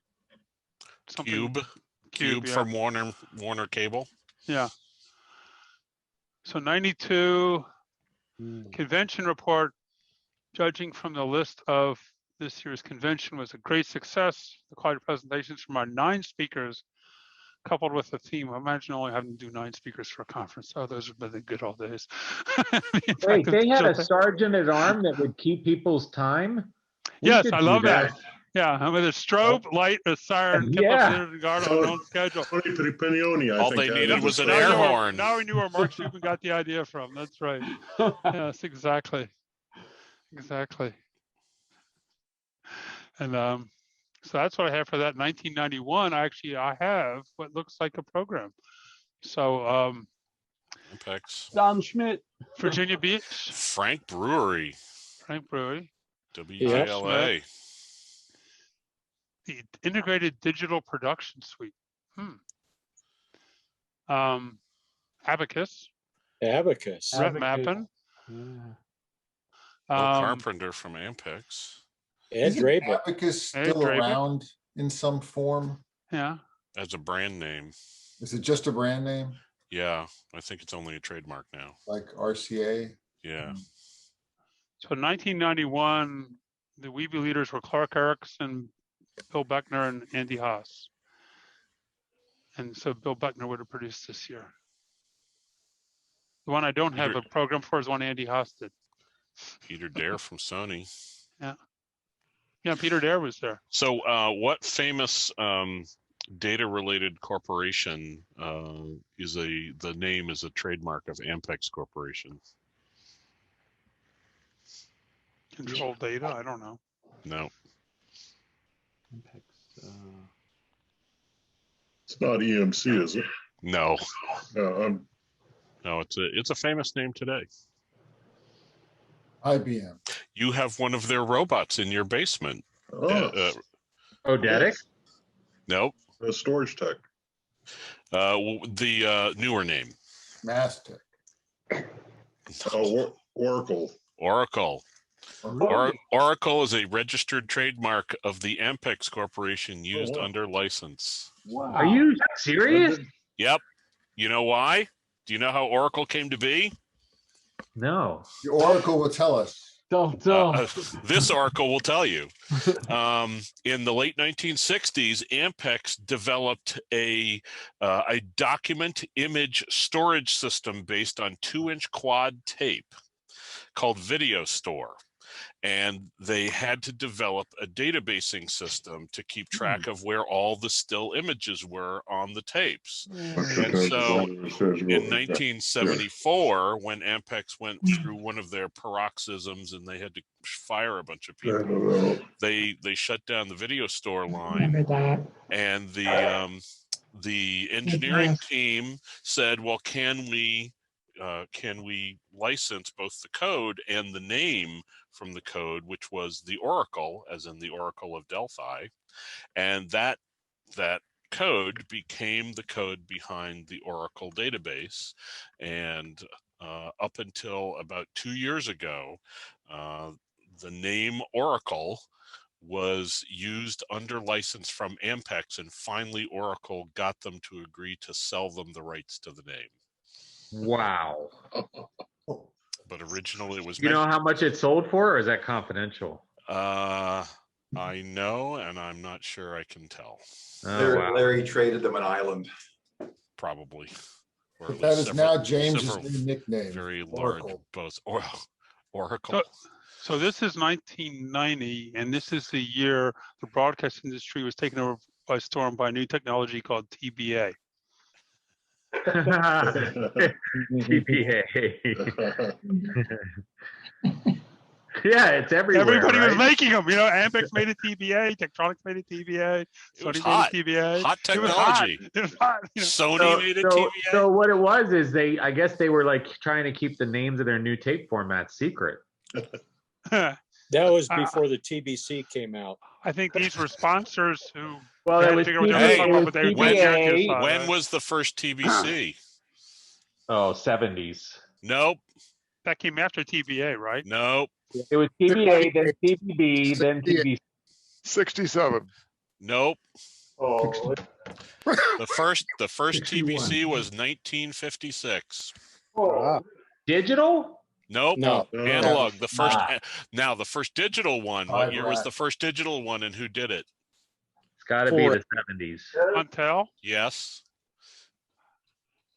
I know. It was not Quantel. No. Ampex. Microtime.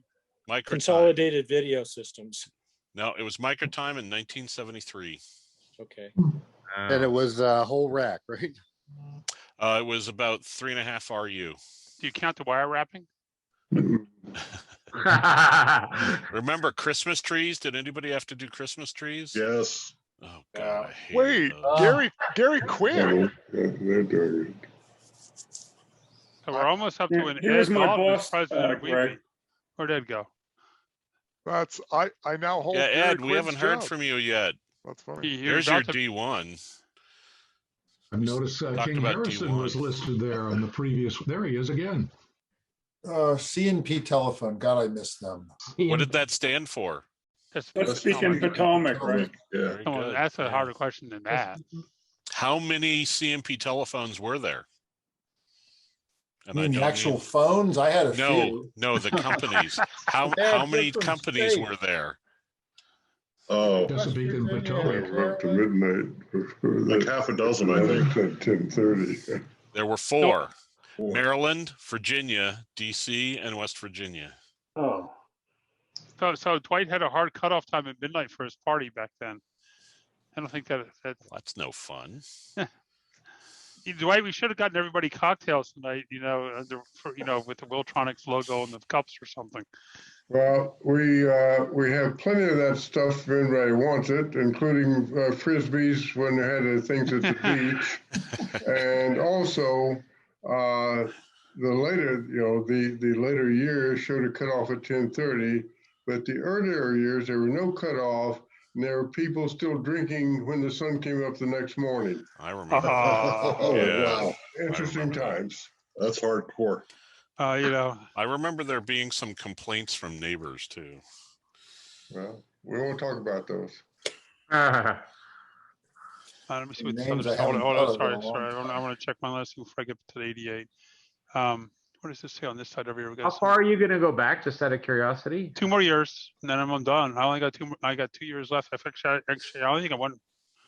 I got 88, and I think I have 86. So Midwest 88. Communications. Someone discovered PowerPoint. That says 1998. That's 98. Oh. Well, then that's definitely wrong. Okay. Oh my like God, Tektronix is really, really old ones. 545s. It's Carl's basement. I was gonna say, or James O'Neill's, spare 525s. basement. I've got some of those that still work. I Probably do James's too. basement. Yes. So let's see. Robotic carts and robotic tape machines, I think, were really big back then. Beta cart. Sets. ACR 25. So here's digital video. This distribution, it's the first mention of digital video that I can find so far. Well, there's D2 on there too. Yeah. Yep. Yeah. So that's the SDI composite reference digital. I was saying. Sony LMA and Odetics. The VM 700. 700. That was a The great. Lacarte. Lacarte. Yep. EPO. Wow. Before Radamek. Each. Bunch of companies that were big and are gone. I don't know why I have these slides. Oh, here we go. This is better. So this is the Cavalier Hotel, Virginia Beach. A letter to Bruce Miller saying, renovation of the lobby, Sandal Restaurant and Lounge and Coral Reef meeting rooms to be completed April 1st. Many changes since 1985. So, here's their upcoming convention hotel. And then we saw these slides at the beginning, but our friends at the conference, and then we have 87. So this is your next quiz. What year did the following topic first appear in the conference program, file-based workflows? Yeah. Who was paying attention? You didn't know there'd be a test, did you? File-based workflows. Well, there was a presentation in 2002 called Tapeless Newsroom, which assumes it must be file-based, but it didn't say anything about files. In 2011, the theme was file-based workflows. but I'm going to assume the 2002 really was about files, but maybe I they mean, we were easily building file-based systems before 2002. So, but they were locked into Oh, the yeah. servers. You couldn't get it out without putting it on an SDI port. We weren't moving files around over Ethernet. Well, that's not true. You could do that with the Tektronix profile. You could take yeah, them yeah, through the Ethernet GX, port. the GXF format. Yeah. I mean, it was a Yep. pain in the neck because the connection was so slow. Yep. So here's the last conference I know of, but certainly not the first WEBE conference. And Ed and others, I don't know if you know how far back WEBE went and when the first conferences were, but I believe they were sometime in the earlier 70s. You were doing that before 86. Oh, definitely before 86. Yeah, yeah. I think it was, I saw something about 70s or something, somewhere. I love seeing the shuttered camera. Yeah. So those would have been tube cameras in 86, right? CCD was No, no. Heaven? The first CCDs were around. This, our company is Dwight. M2, sorry. M2. M2. Well, remember M? Before No. M2, there was M. No. What was its trademark under RCA? What name did RCA use for M? I don't know. Was it VHS style? Yes. Well, yeah, that was the whole point. It's the MRAP. Yeah. MRAP or VHS. 830 until.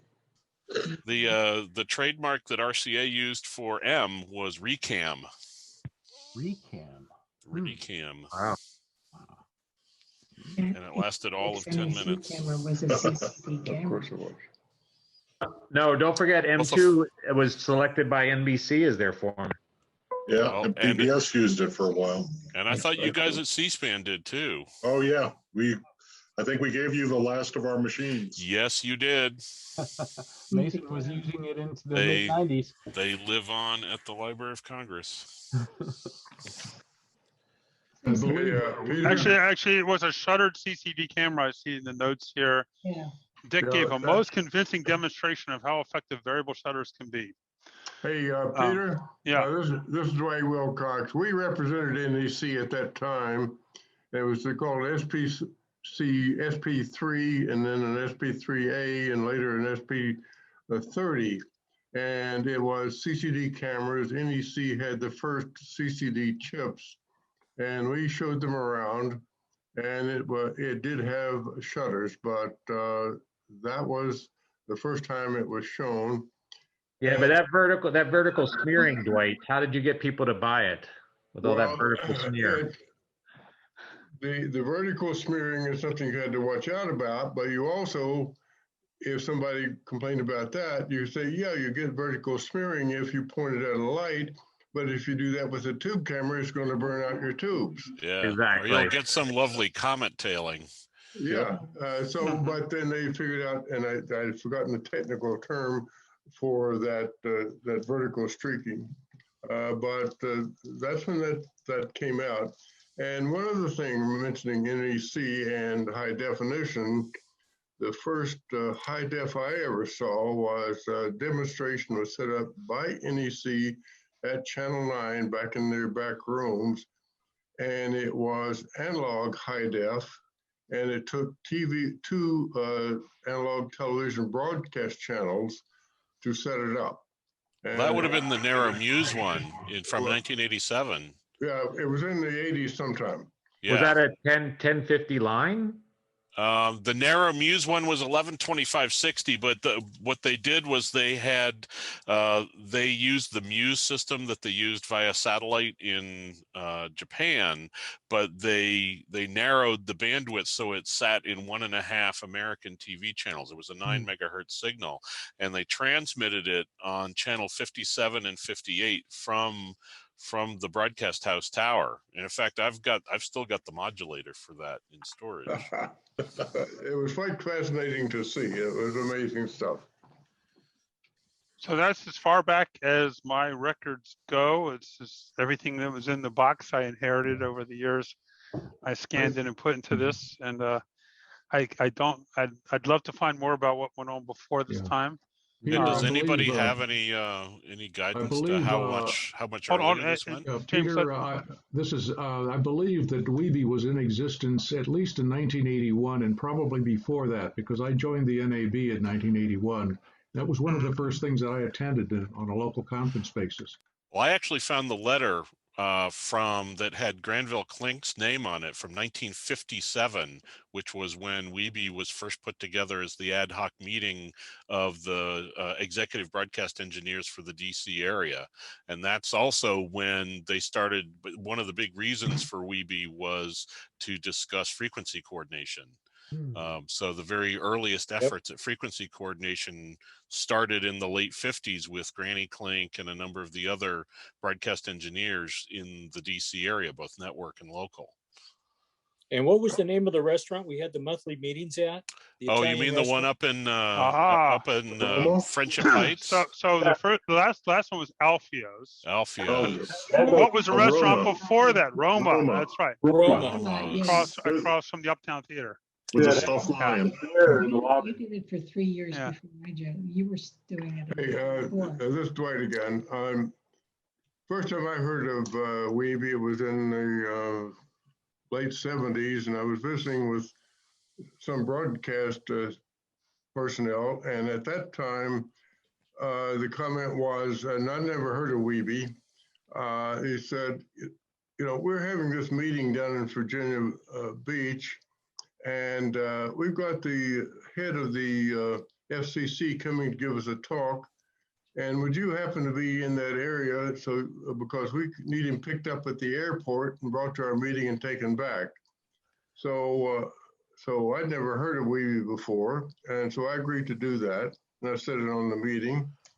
And then a couple of years later, I was visiting with Lee Hunter. And he was at that time at Gallaudet, I think, and before that he was a chief engineer at Channel 7. But Lee said, you know, we have this WEBE meeting, and Thursday night before it gets started on Friday, the sales guy from RCA sets up a hospitality suite. But then on Friday after dinner, they just at the hotel they just dump us out. Maybe you would like to set up a hospitality suite for after dinner. And so that's how I got involved in WEBE. Back at that time, it was, as somebody just said, the chief engineer or VP of engineering at the broadcast station for the frequency coordination. And that's all it was. And no production houses, no government agencies, nothing. And so that was how I found out about WEBE, and it was sometime in the late 70s. So I thought I'd toss that in. Yeah, no, I think my understanding from talking to people like Peter Doherty was that it was formed, you know, because at the time Pepco was the carrier in town, and also to allow the networks and broadcasters to have an informal place to get together at the management level to talk about union issues and stuff too.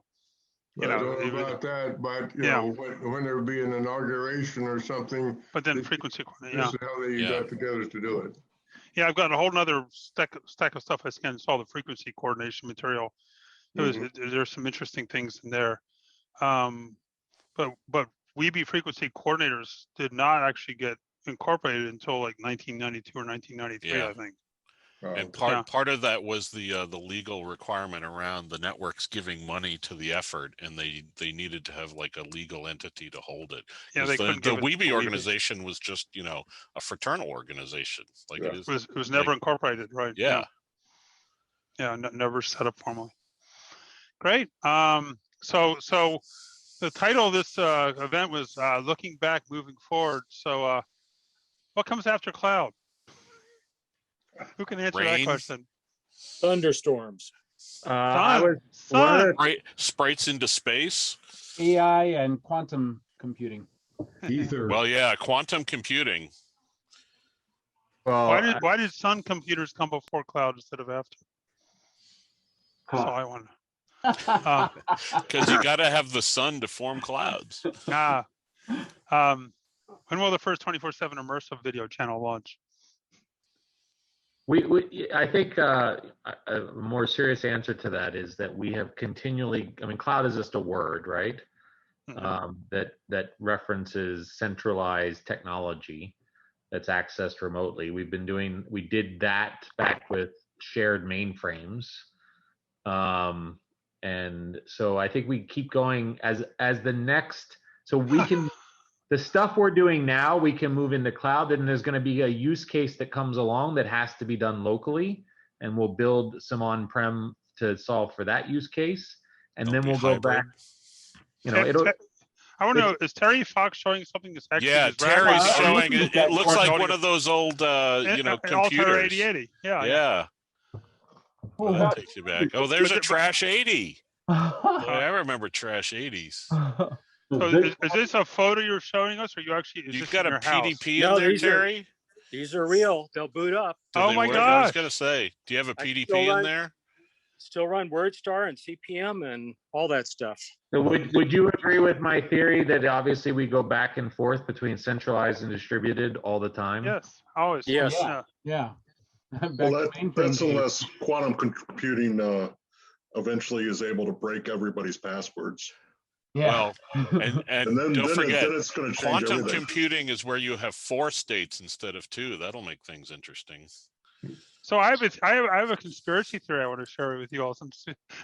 You know how they announced that they were able to break into Bitcoin and get that money back for Colonial Pipeline? Yes, I saw that. I saw that too. I don't think they actually did. I think the NSA and CIA secretly have one of these other Bitcoins is actually run by them, and they wanted to make Bitcoin look like it was actually infiltrated and breakable, so that all the criminals would move all their money out of Bitcoin and into Dogecoin, which is actually run by the CIA. So they'll be able to track it everywhere. You know?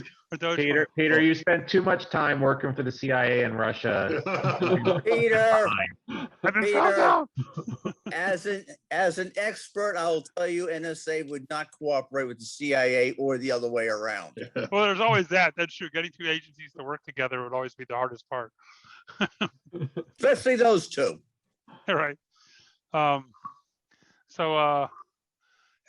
finally, I want to know one other thing, and that is, when will video screens in the home stop being rectangular?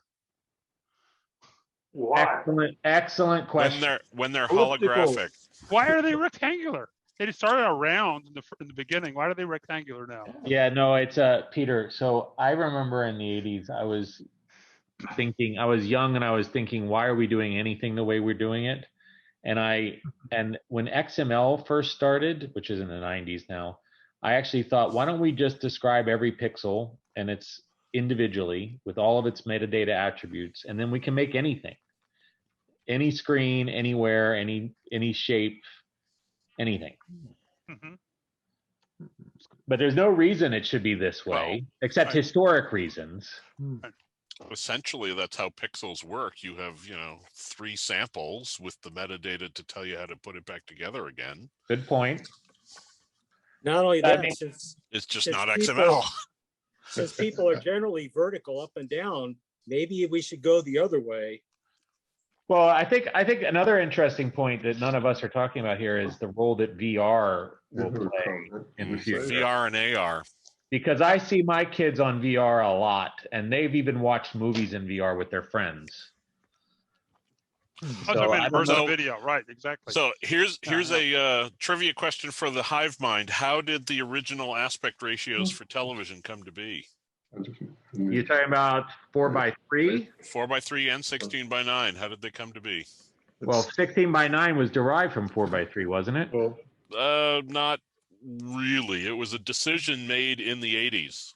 And there's actually a magazine article about it. Isn't it like the visual arc and the resolution of the pixels, both horizontal and vertical? No, because there were no pixels back in the 4:3 era.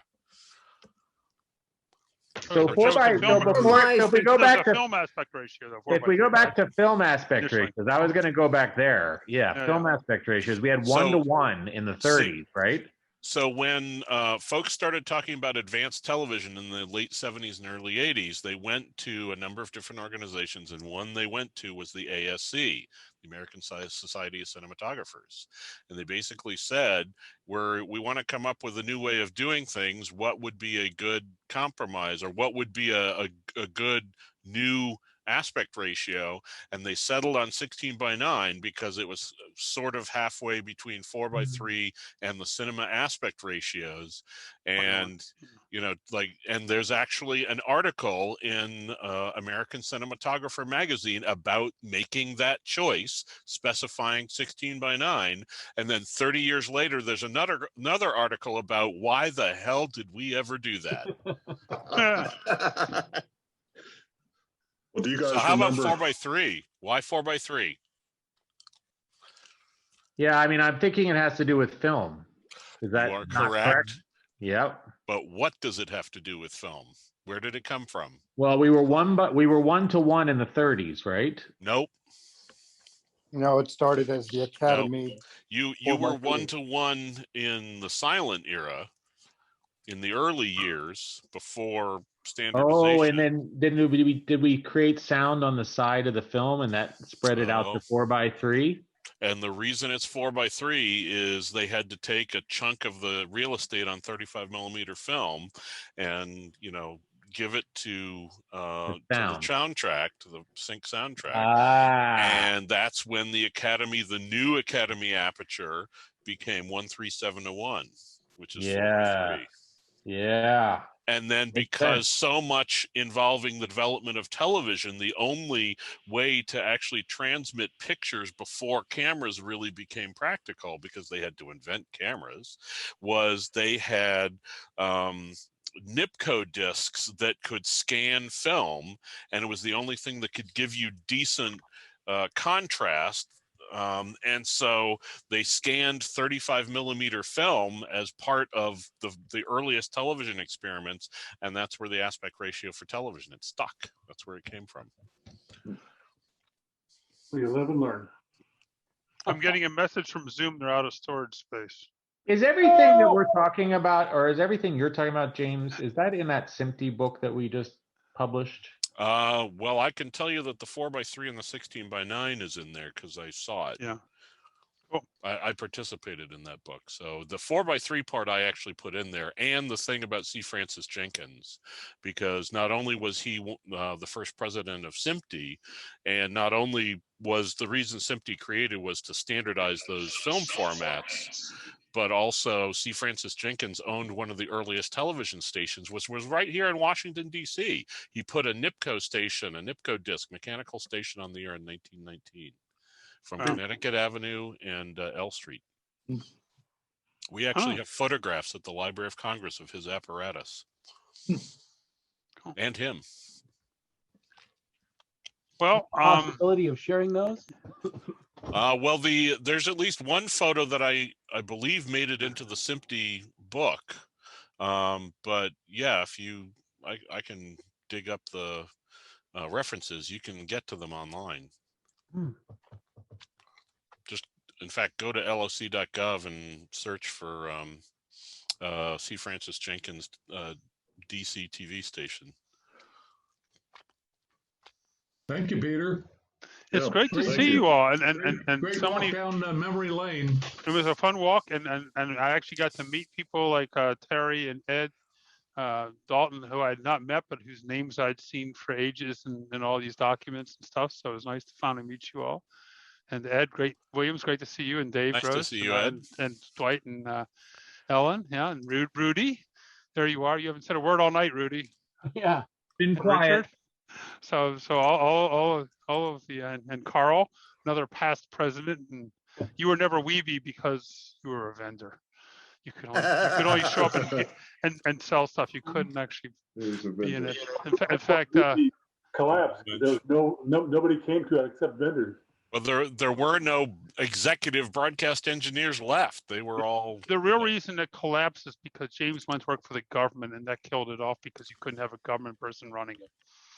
That's what really happened. Actually, it was because nobody showed up to the monthly meetings anymore, and I'm like, why am I here at Alfio's on my own? You like the food? Yeah, I did. I must admit, I've gone back from time to time. It's still there, huh? I guess It's still there.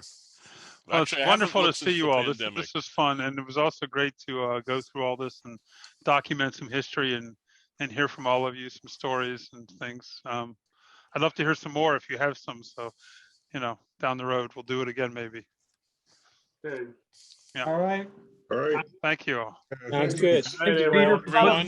Great to see everybody's got. And we're not. Nice to see all of you engineers with all your contraptions in the background. You too. What's that? I just said it's wonderful seeing Ellen and Dwight. Yes, exactly. Yes, it is. Thank you. Thank you all. Good to see you too. Good night. All right. Good night. Good night, everyone.